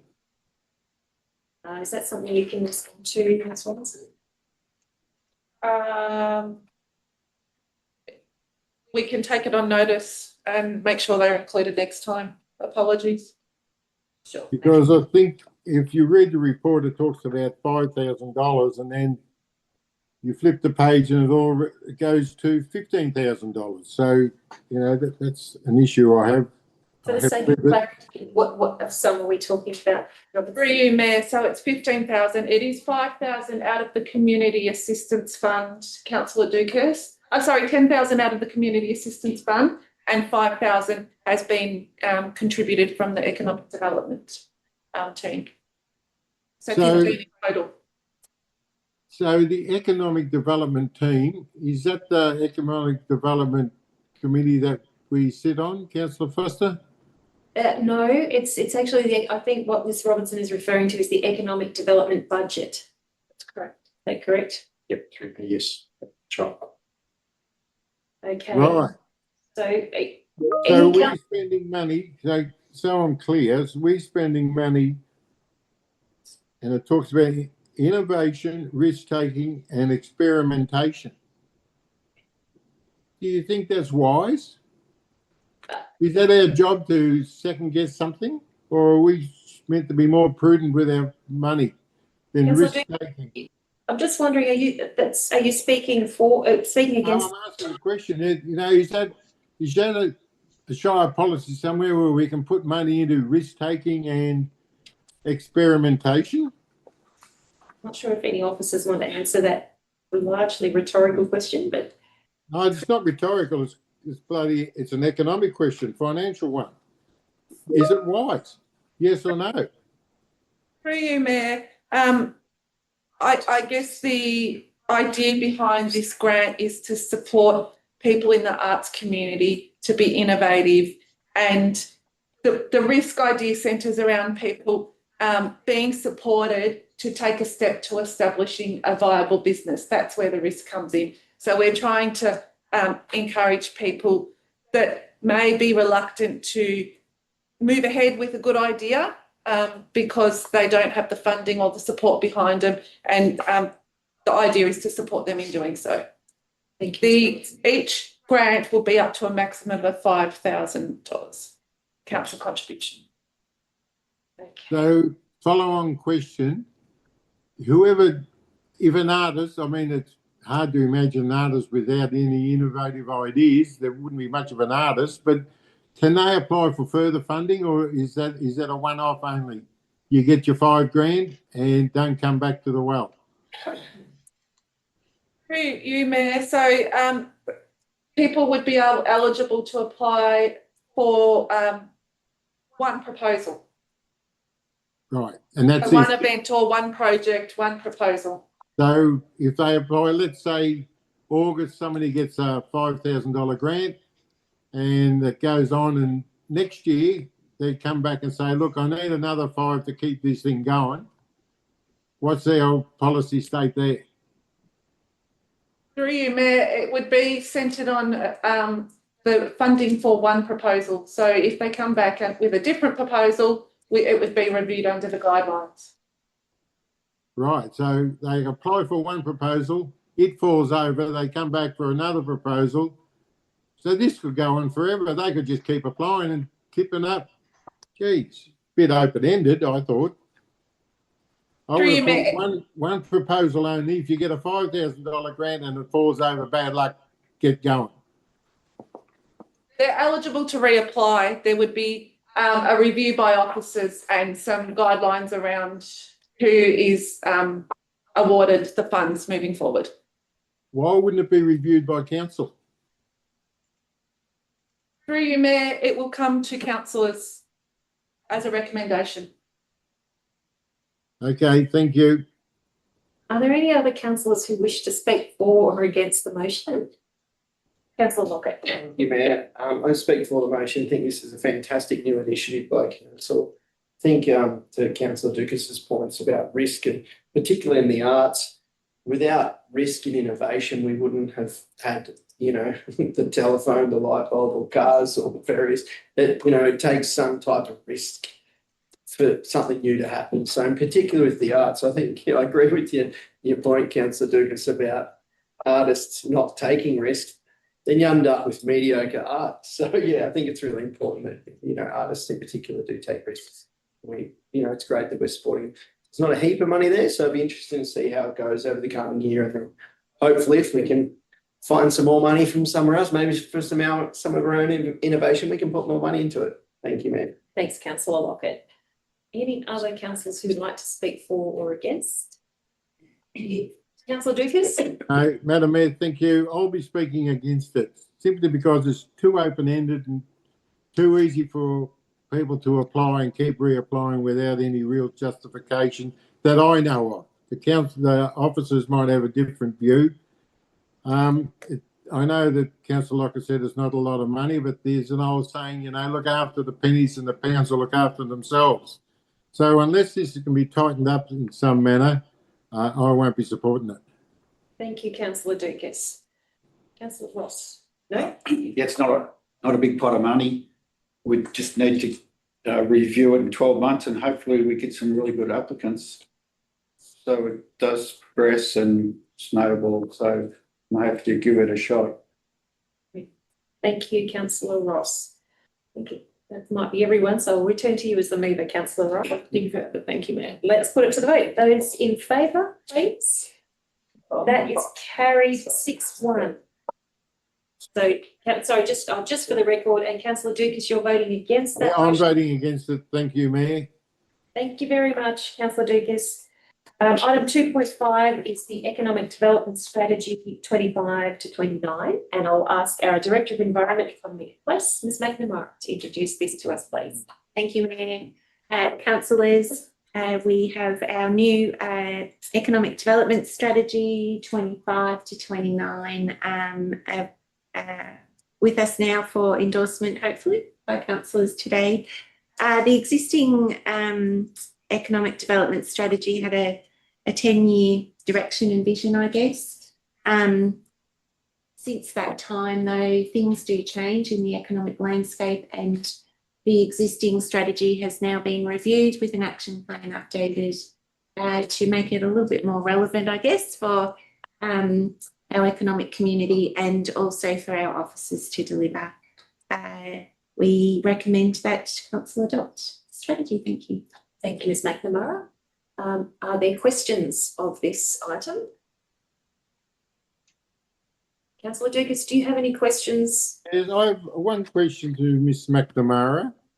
It talks about agriculture in only a few words in a broad sense. Why isn't there more emphasis put on agriculture, which is our biggest employer and our biggest money earner? Through you, Mayor. Thank you, Councillor Dukas. Darby will probably have more to say than I, but in theme 1 within the document where it refers to a leading food and fibre industry, it does pick up on our important agricultural sector. We did consciously focus on lifting the profile of our agriculture as we see that as one of the most significant industries that we have. We're also looking to diversify any agricultural opportunities that we can. Darby may have more to add there for you, though. Thank you. Through the Mayor. Yes, thanks, Councillor Dukas. Theme 1, as Director McNamara has highlighted, does highlight the importance of agriculture to Moyne Shire. It's the first theme, the leading food and fibre industry. There's 3 goals, and within the current EDS, the new EDS, is around, I think, 47 or 48 projects for us to undertake. A quarter of those are aligned to theme 1 agriculture. So there's 12 projects that we've got aligned to improving the output of food and fibre and supporting food and fibre in the EDS. It's our largest single sector. Our second largest sector is manufacturing. A good part of that is agricultural based too, with food manufacture. So it's well highlighted through the EDS, the importance of agriculture to our economic output. Thank you. I'm glad you've highlighted the importance of the agricultural industry, because we found out through the drought just how important it is. Thank you. Any other questions? Do you have any other questions, Councillor Dukas? No, Madam Mayor, no, I'm very happy. It's very terrific. happy. Other councillors, questions? No, if not, we do have an officer recommendation there that we adopt the new economic development strategy. I'm looking for a mover. Thanks, Councillor Murray. Seconded, Councillor Ross. Councillor Murray. Nothing further to add. Thank you, Mayor. Thank you, Councillor Ross. That's a pretty big document. It's a broad document over the whole Shire and a very important document. If we could get some of it right and advance the Shire, I'd be very happy. Thank you, Councillor Ross. Any other councillors wanting to speak for or against? Councillor Lockett. Thank you, Mayor. I'll speak for the motion. And congratulate the committee and the officers. The phenomenal output in the last couple of years. That committee is absolutely, and the team are smashing out of the park. So I'm really excited to see, what happens in the coming year. Through COVID and stuff, very, very supportive with local businesses and, driving economic development and sharpening up the areas where we need to. So really excited to see how it goes in the next 12 months. So thank you, Mayor. Thanks, Councillor Lockett. Opportunity for other councillors to speak for or against. Councillor Dukas. Thank you. I'm definitely speaking for it. I mean, it's a great document, but it does highlight the negativity and disdain, I suppose, we cop from the state and federal governments. We found through the drought that we have to drag them kicking and screaming to do a little bit of work. So we as a rural council, and I suppose rural councils, Victoria in general, we need to pick up the ball and run a lot harder and put pressure on both governments to do a lot more for the rural industry, because I know they're trying to get rid of the family farm, but we've got to fight back. And the only way we can do that is if all rural councils get together and push back hard. Thank you. Thanks, Councillor Dukas. There are no other councillors who'd like to speak. I'll return to you as the mover, Councillor Murray. I think that Item 2.5, let's put that one to the vote. All those in favour? That is carried 7-0. Item 2.6, still with you, Ms McNamara, the Moyne Caravan Parks refund and cancellation policy. Thank you, Mayor. Councillors, the Caravan Parks refund and cancellation policy was due for update and renewal. We have made some minor changes to the policy that reflects, a sense of equity and continuity through the refund policy. It also is aligned with industry standards at the moment. We recommend that Council endorse or adopt the updated policy. Thank you. Thank you, Ms McNamara. Questions? Councillors? Thank Councillor Taylor. you, Mayor. So, Ms McNamara, I just had a question of clarification on the timing of cancellations, and is there a time frame at which you would definitely receive your refund, or how is that just going to work? Through you, Mayor. Thank you, Councillor Taylor. We do have a cancellation fee of a flat rate, but we also have inbuilt discretion for the caravan park supervisor to assess each case on its merits at that time, and that would probably take into account ability to resell the site or the length of time in between. So we would take each case on its merits. Thank you. Other questions? No. If there are no questions, we have a recommendation there that we amend our policy or adopt the updated policy. I beg your pardon. Looking for a mover. Thank you, Councillor Taylor. Seconded. Councillor Murray. Councillor Taylor. Oh, thank you. Yes, I think it makes sense to bring in line the refund cancellation policy so that the cancellation fee is like just the $1 stay, and I'm pleased that people can have that amount held over so that they can use it later. Thank you. Thanks very much, Councillor Taylor. Councillor Murray. Thank you. Through you, Mayor. It provides clarity for guests and office employees. It makes sense and it's in line with industry standards, so I'm happy to support this.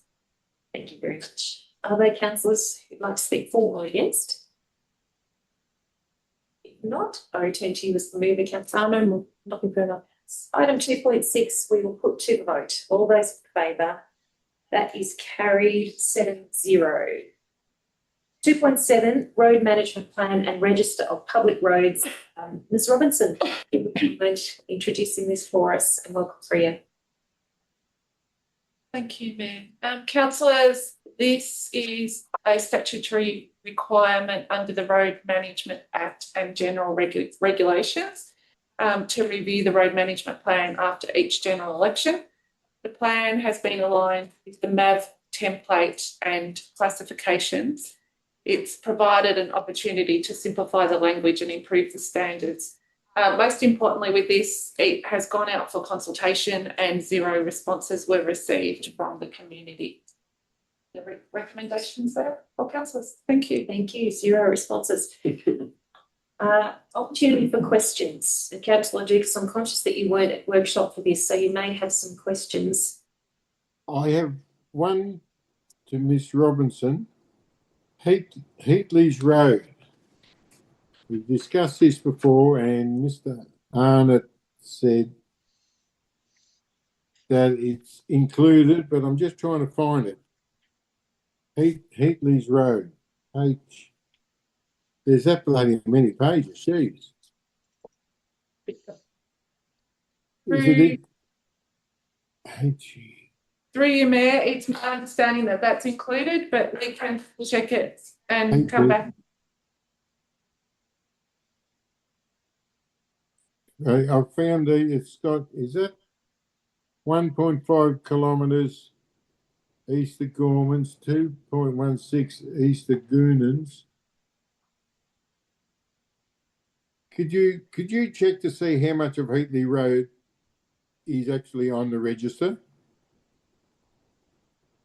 Please. Through you, Mayor, yes, please, Councillor Dukas, I'll take that on notice and we'll provide. That's all right. No, I'm happy with it. I'm happy with it. And I'm sure if it's the right measurements are there, that we can work through that without any drama. Thank you. Thanks, Councillor Dukas. Are there questions from councillors? No? Okay. The officer recommendation is that we adopt the council road management plan and register of public roads. Remover, thank you, Councillor Marahi, and a seconder, Councillor Ross. Councillor Marahi. Thank you. Through you, Mayor. I just wanted to highlight that there was quite an extensive 28-day advertising period where our community was notified of this through the paper, in the Victorian Government Gazette and online, and there were no submissions received. So I think that that's a good thing. So I'm happy to move and support this one. No news is good news. Thank you, Councillor Marahi. Councillor Ross. Another big document. Yes. A long day. Hannah Road's perfect, but I would encourage the public to get onto the Snap Send Solve. They see an issue and report it. Very good reminder. Thank you, Councillor Ross. Any other councillors who want to speak for or against this motion? If not, I'll return to you as the mover. Anything to sum up, Councillor Murray? Let's put item 2.7 to the vote. All those in favour? Carried 7-0. Item 2.8 is the asset plan framework 2025. Ms. Robinson, please. Thank you. Councillors, this report is the asset plan 2025, the asset management policy 2025, and 6 asset management plans, being the building, roads, drainage, commercial, coastal and waste, open space and rec plans for review and consideration prior to public consultation. And the recommendation is there. Thank you. So just clarifying, this is yet to be publicly displayed with the terminologies. Thank you. Okay, are there questions? Councillor Dugas, do you have any questions for this one? No, it's going out to the community, so let's just do that and see what happens. Okay, in that case, we've got a recommendation and a mover, please. Councillor Ross, seconded by Councillor Murray. Councillor Ross. Yeah, I'd like to push it out to the community and hopefully get some submissions this time. It's another big document. That's our job. That's all. Thank you, Councillor Ross. Councillor Murray. It's through you, Mayor. I was going to say, in the words of Councillor Ross, it's another big document.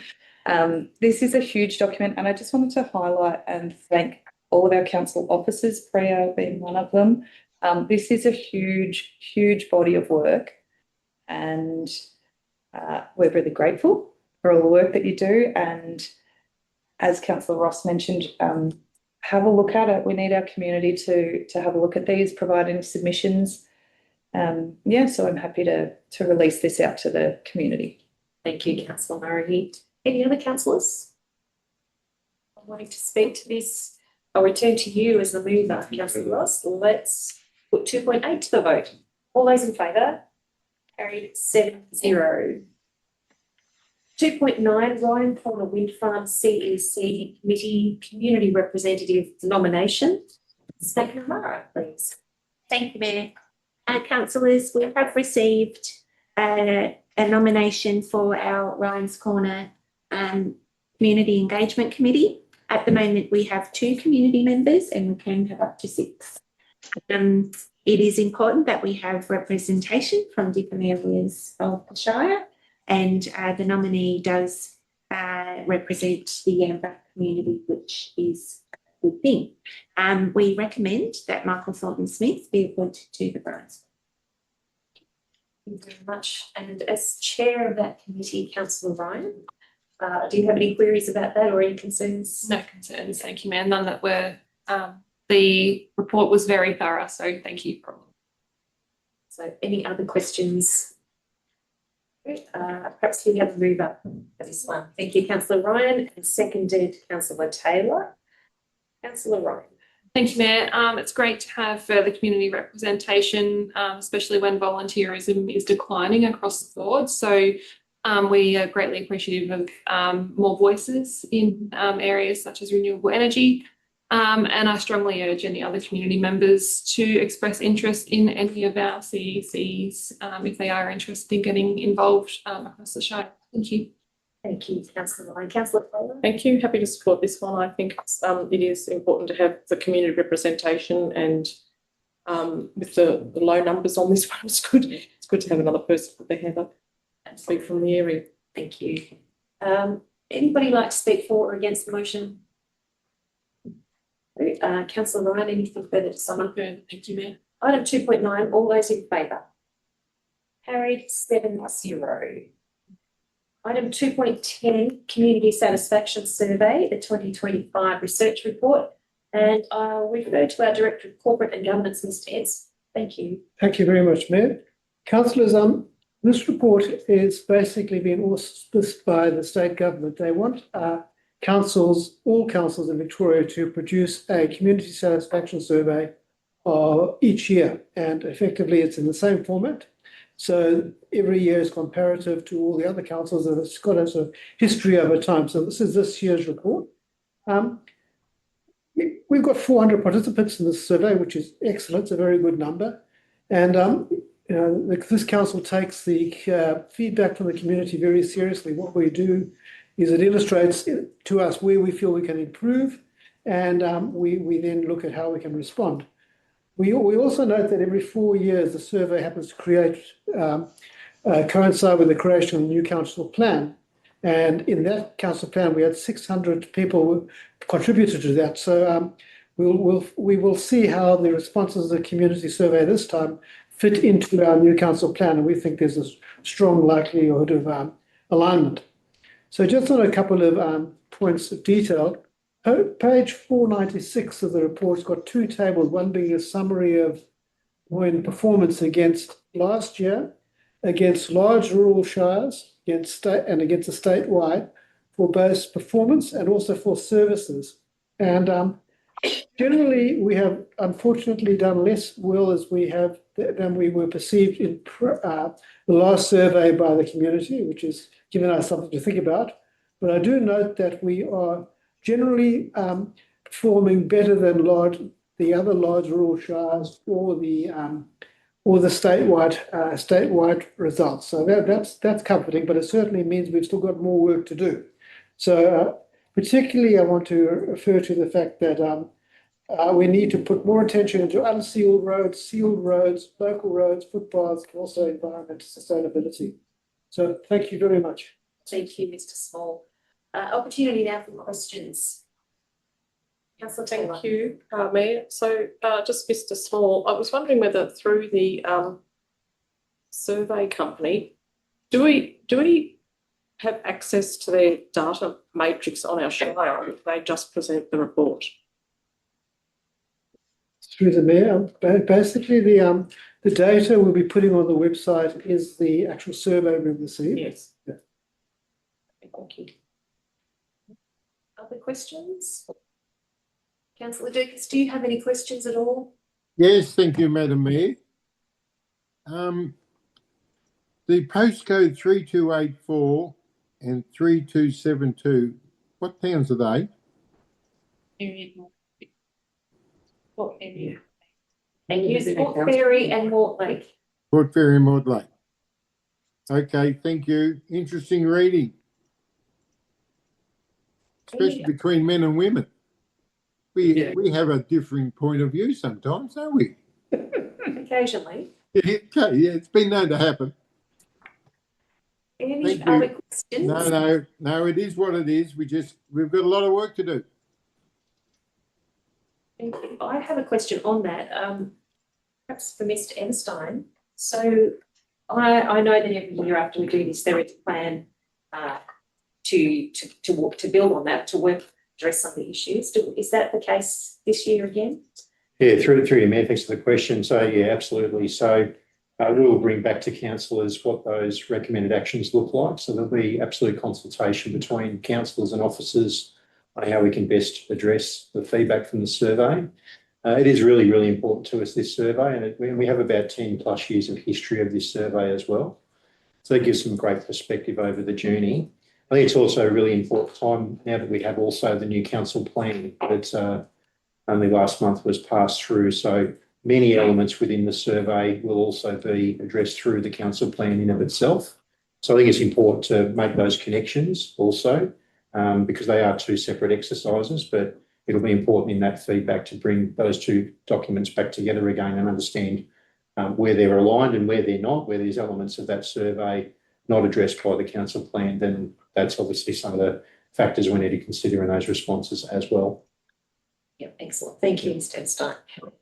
If there are no other questions, the officer recommendation is that we note and receive this community satisfaction survey. Do we have a mover for that to that effect? Thank you, Councillor Ryan. Seconded, Councillor Murray. Councillor Ryan. Thank you, Mayor. This feedback gives us a strong foundation to act on, and overall our satisfaction scores are higher than small rural councils. However, they are lower than last year's results. So it's important to recognise that and that we do have room for improvement. Thank you. Thanks, Councillor Ryan. Councillor Murray. Thank you, through you, Mayor.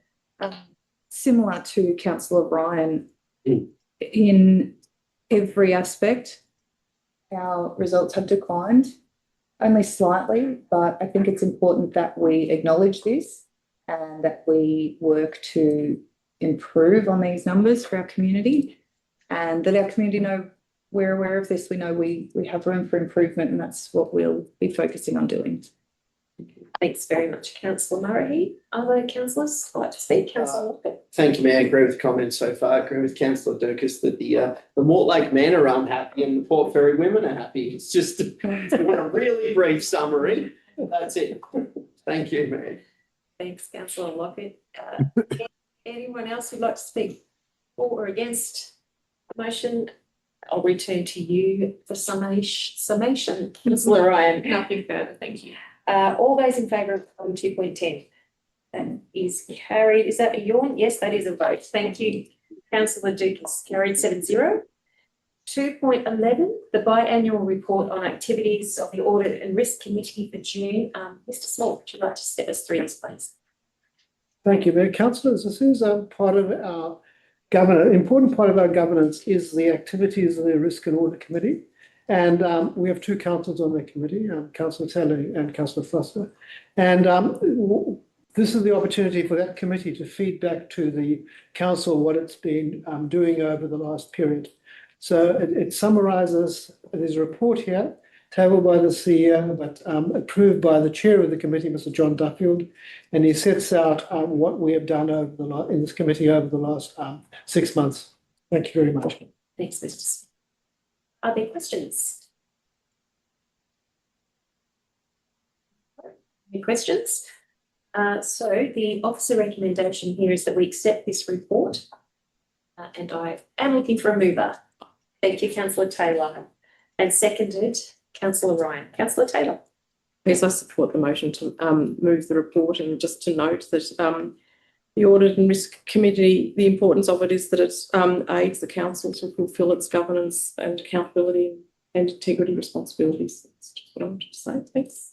Thank you, and thank you for your participation on that committee too, Councillor Taylor. Councillor Moyne. Thank you, Mayor. I second what Councillor Taylor said. Thanks. Are there councillors who might speak for or against? No? Anything further you'd like to add, Councillor Taylor? Nothing further, thank you. Okay, let's vote on that one. 2.11, all those in favour? Thank you. Carried 7-0. We're in serious agreement today for the most part. Item 2.12, Audit and Risk Committee minutes for March. Please, Mr. Small. Thank you, Mayor. Councillor, this report follows on the previous one where the chair of the Audit Committee gave a report of what he'd been doing for the last 6 months. This is really the minutes of one of those meetings, and it summarises quite well what was discussed at the committee, and you can see from that the breadth of subjects that the Risk and Audit Committee attends to at each meeting. So it always makes interesting reading and very interesting discussion. So thank you very much. Thank you, Mr. Small. Questions?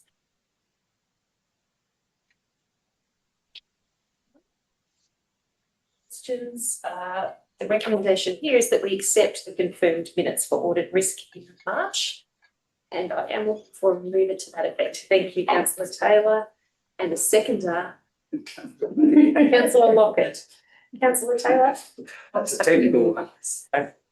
Thank you, Councillor Lockett. It's an important committee and great work that they do. Thank you, Mayor. Thanks, Councillor Lockett. Any other councillors who have anything to say on this item? I'll turn to you for summation, but I'm going to suggest you might just want to put that to the vote. Just put that to the vote, thanks. Let's do that. Item 2.12, all those in favour? Thanks, that's carried 7-0. Moving to item 3.1, the Mayor and Councillor activities. All set out there. Are there any queries, or would any councillor like to draw attention to anything in those tables? No. All right. We have dealt with item 3.2. So I'll move to item 3.3, which is the general matters section of our meeting, and invite input from councillors. Councillor Ryan. Thank you, Mayor. Just 3 things from me today. Firstly, our citizenship ceremony within Moyne was held recently, and it was wonderful to celebrate 20 new Australian citizens.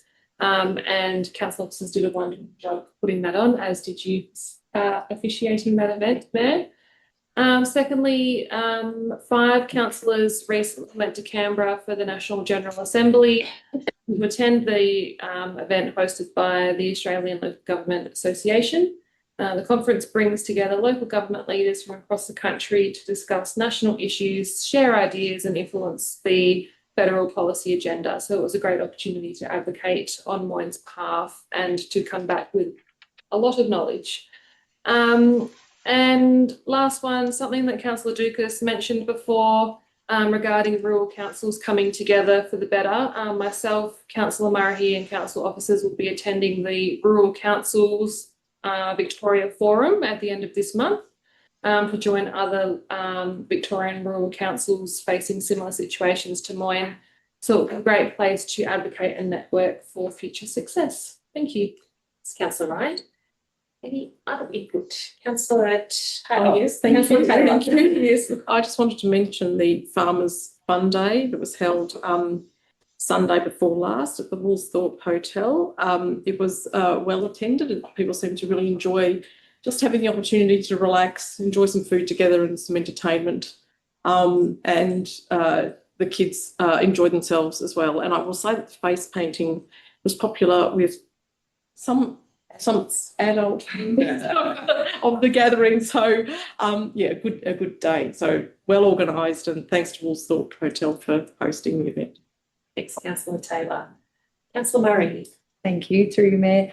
I just wanted to speak. I attended the Croydon Lions Club changeover dinner on Saturday night and wanted to thank outgoing President Jill French for all of her work and welcome incoming President Chris Thompson. But I also, in speaking with Chris, he is heading off to Germany shortly to compete in the, let me get this right, the European Championships for veteran hockey as on the Australian team. So I wish Chris all the best of luck. And I'm not sure how it would go if they won. How can we be the European champions? But I'll keep everyone posted.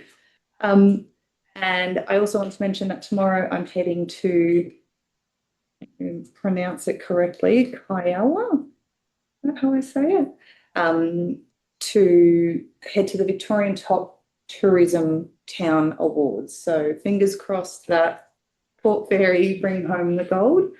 And yes, it is Kiowa in Greater Sheffield. So fingers crossed. Thanks, Councillor Murray. Councillor Ross, did you have anything? Oh, yeah, 2 items. Just shout out to the rural community and some residential and tough goings. And number 2, this is the biggest one for the year. Hawkesdale, CWA, happy birthday, 90. 90 years. Impressive. I believe the afternoon tea was a delight. Massive. Yes. They'll be still there eating, I think. Thanks, councillors. Councillor Lockett. Thanks, Mayor. I've got a few also. Just a shout out to NAIDOC that was not last week, the week before, and a few of us councillors went out to Hero Health for their opening of their extension. That was an awesome event. Councillor Ross was making some clapper sticks, and it was a really fun hands-on event. We were making bracelets and all sorts of things, and yeah, it's a really good vibe out there. We had the East Beach opening with Minister Jacinta Amakora. That was, sorry, not Minister, MP Jacinta Amakora. That was fantastic. Great that that's open and the project's finished. We've also got a couple of events coming up. On Friday, the Folkie had an event which was about partnership, and that was a really good event. Quite well attended. It was Music Baby May and Flynn Gurry. It was good to attend. So coming up, 8th of August, the skate and play in Port Fairy is opening, which is huge. So a big shout out to all the officers and staff and Convic and all the people that have been involved with the development and planning. So that's very exciting. That'll be at 3 o'clock till 5 o'clock on Friday, the 8th of August. Also, the day before that, the Port Fairy football netball club changing rooms, they're opening as well, which is very exciting as well. So there's a lot happening in Moyne lately. Thank you. Indeed. Thank you, Councillor Lockett. Has everybody had a chance to speak? If so, we'll move to 3. Oh, beg your pardon. I'd just like to publicly thank Councillor Ross for what he's done for the Farmers Fund Day out in Woolstock. Well He said. was very instrumental in having the day happen, and he dug very deep into his very big pockets. So thank you, Councillor Ross. Talk to you later. Thank you on behalf of the council. We appreciate that, Councillor Ross. Item 3.4 is urgent business. I don't believe we have any today. Item 4 is the CEO meeting schedule and activities report. Over to you, Mr. Elstein. Thank you, Mayor, and through you, thanks for the opportunity to provide an update today.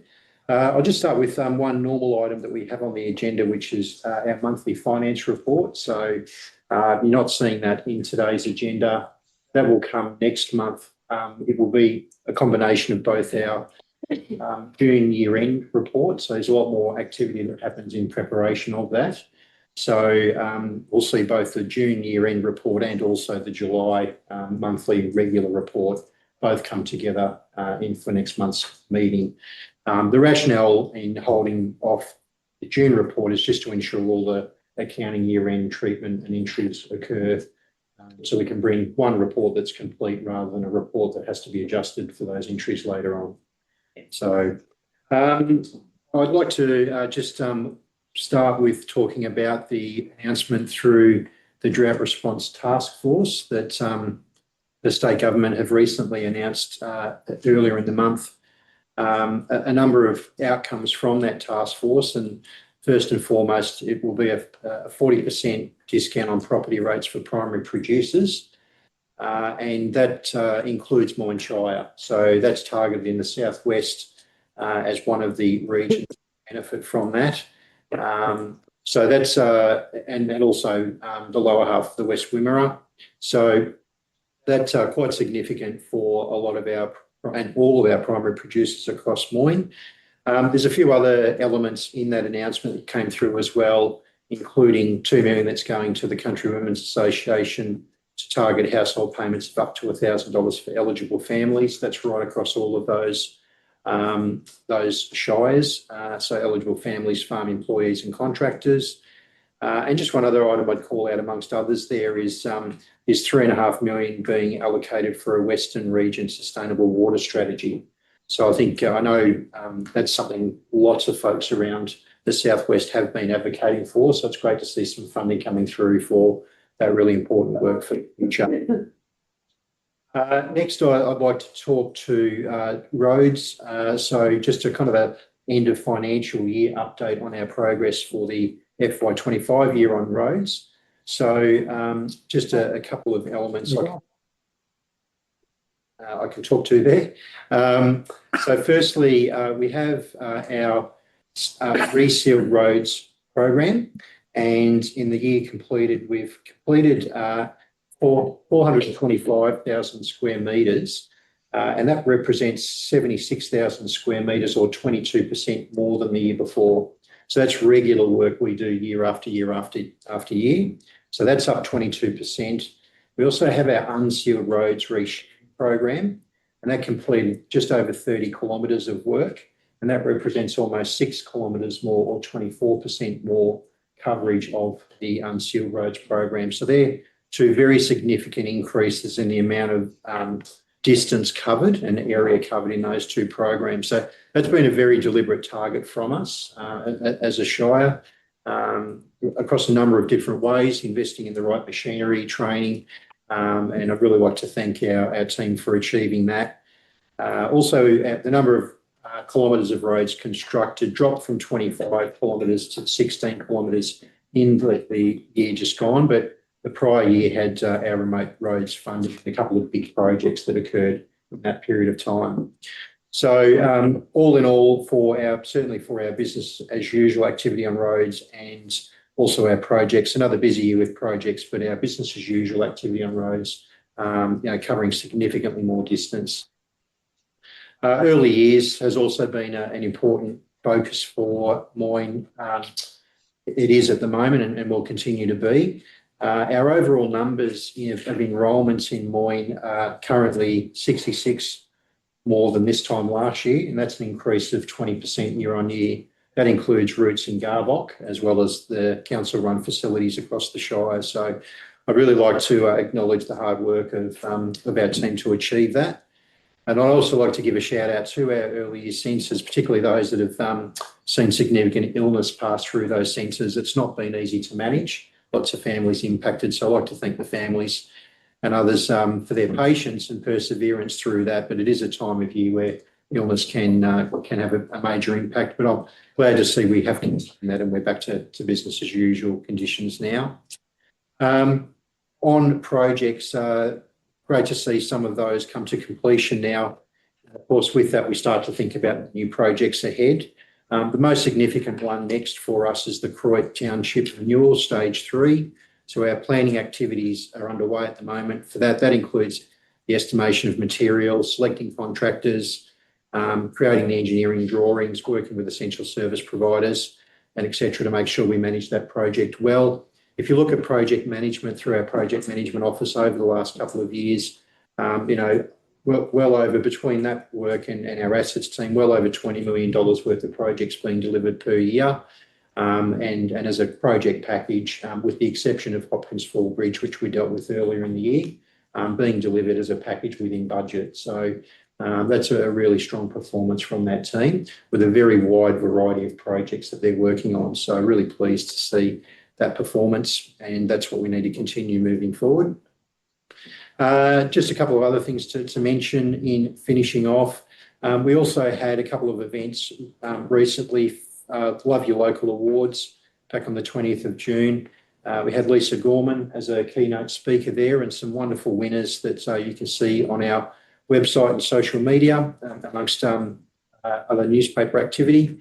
So that was a fantastic event, happens each year.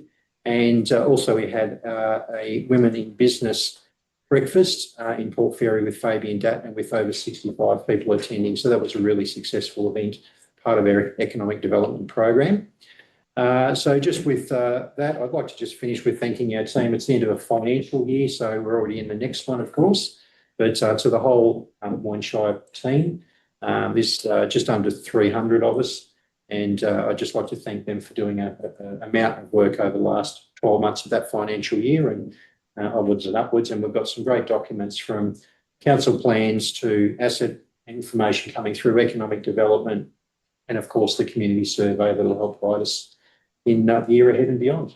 Thank you. Happy for any questions. Thank you, Mr. Enstein. And just note too that you have just ticked over 12 months of service to Moyne Shire. So thank you for your first year Thank you.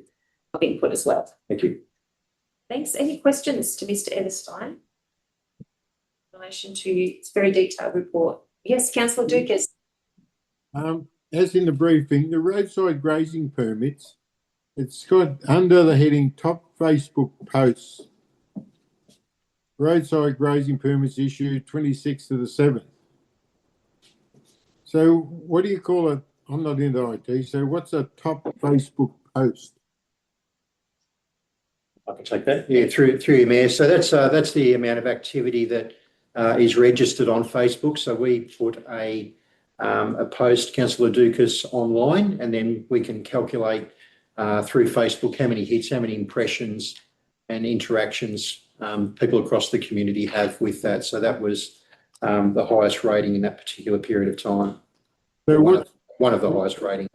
When it says roadside green permits issued, so that's up to the 26th. Isn't today the 22nd? Yes, through you, Mayor. So we've got in the room our comms manager, Michael Thornton-Smith, so he can just add some context there. I'll just throw to Michael. Through you, Mayor, that's an error in date. I should have said the 6th, not the 7th month. Okay, so to June, to the end of June. Apologies. Okay, thank you for the clarification. No, thank you. Just wondering, with IT, anything can happen. AI could take over tomorrow and we'd be in all sorts of trouble. Okay, any other questions to Mr. Enstein? No? Are we going through the whole document now? Well, we have gone through that, yes. So do you have any other questions at all with Councillor Dukas? Did we did Miss McNamara get an answer, find out about the state government's community survey to all those people around Barone Power Station? Ms. McNamara? Through Mayor, yes, I did. Thank you, Councillor Dukas. We understand that notification went via a registered letter to 13 surrounding landholders of the GPG Tyrone Bess. And we do also understand that there was one objection from a neighbour. We will further check that with the department if you like, but that's our understanding. Right, so they're claiming they sent out 13 notices. 13 surrounding landholders received a registered letter. There's not many, is it? Not many. Should have been 50. I said, oh well, I'm sorry, but you wouldn't know offhand what area they covered, whether it was 2 kilometres, 5 or 10. I can check that further for you and get back to you if you like. Yes, please, because the residents out there would like to know what's going on. Thank you very much. No problem. Bloody government. Any other questions? If not, you're right there, Councillor Dukas. I can see you right. Right. All right. So that brings us to the end of our open council meeting, and I call for a motion to suspend standing orders to consider confidential agenda. Councillor Murray, seconded Councillor Ryan. All those in favour, please. Carried 7. Are you happy to move to? Yep, 7-0. Thank you, and thank you to those who joined us online today also.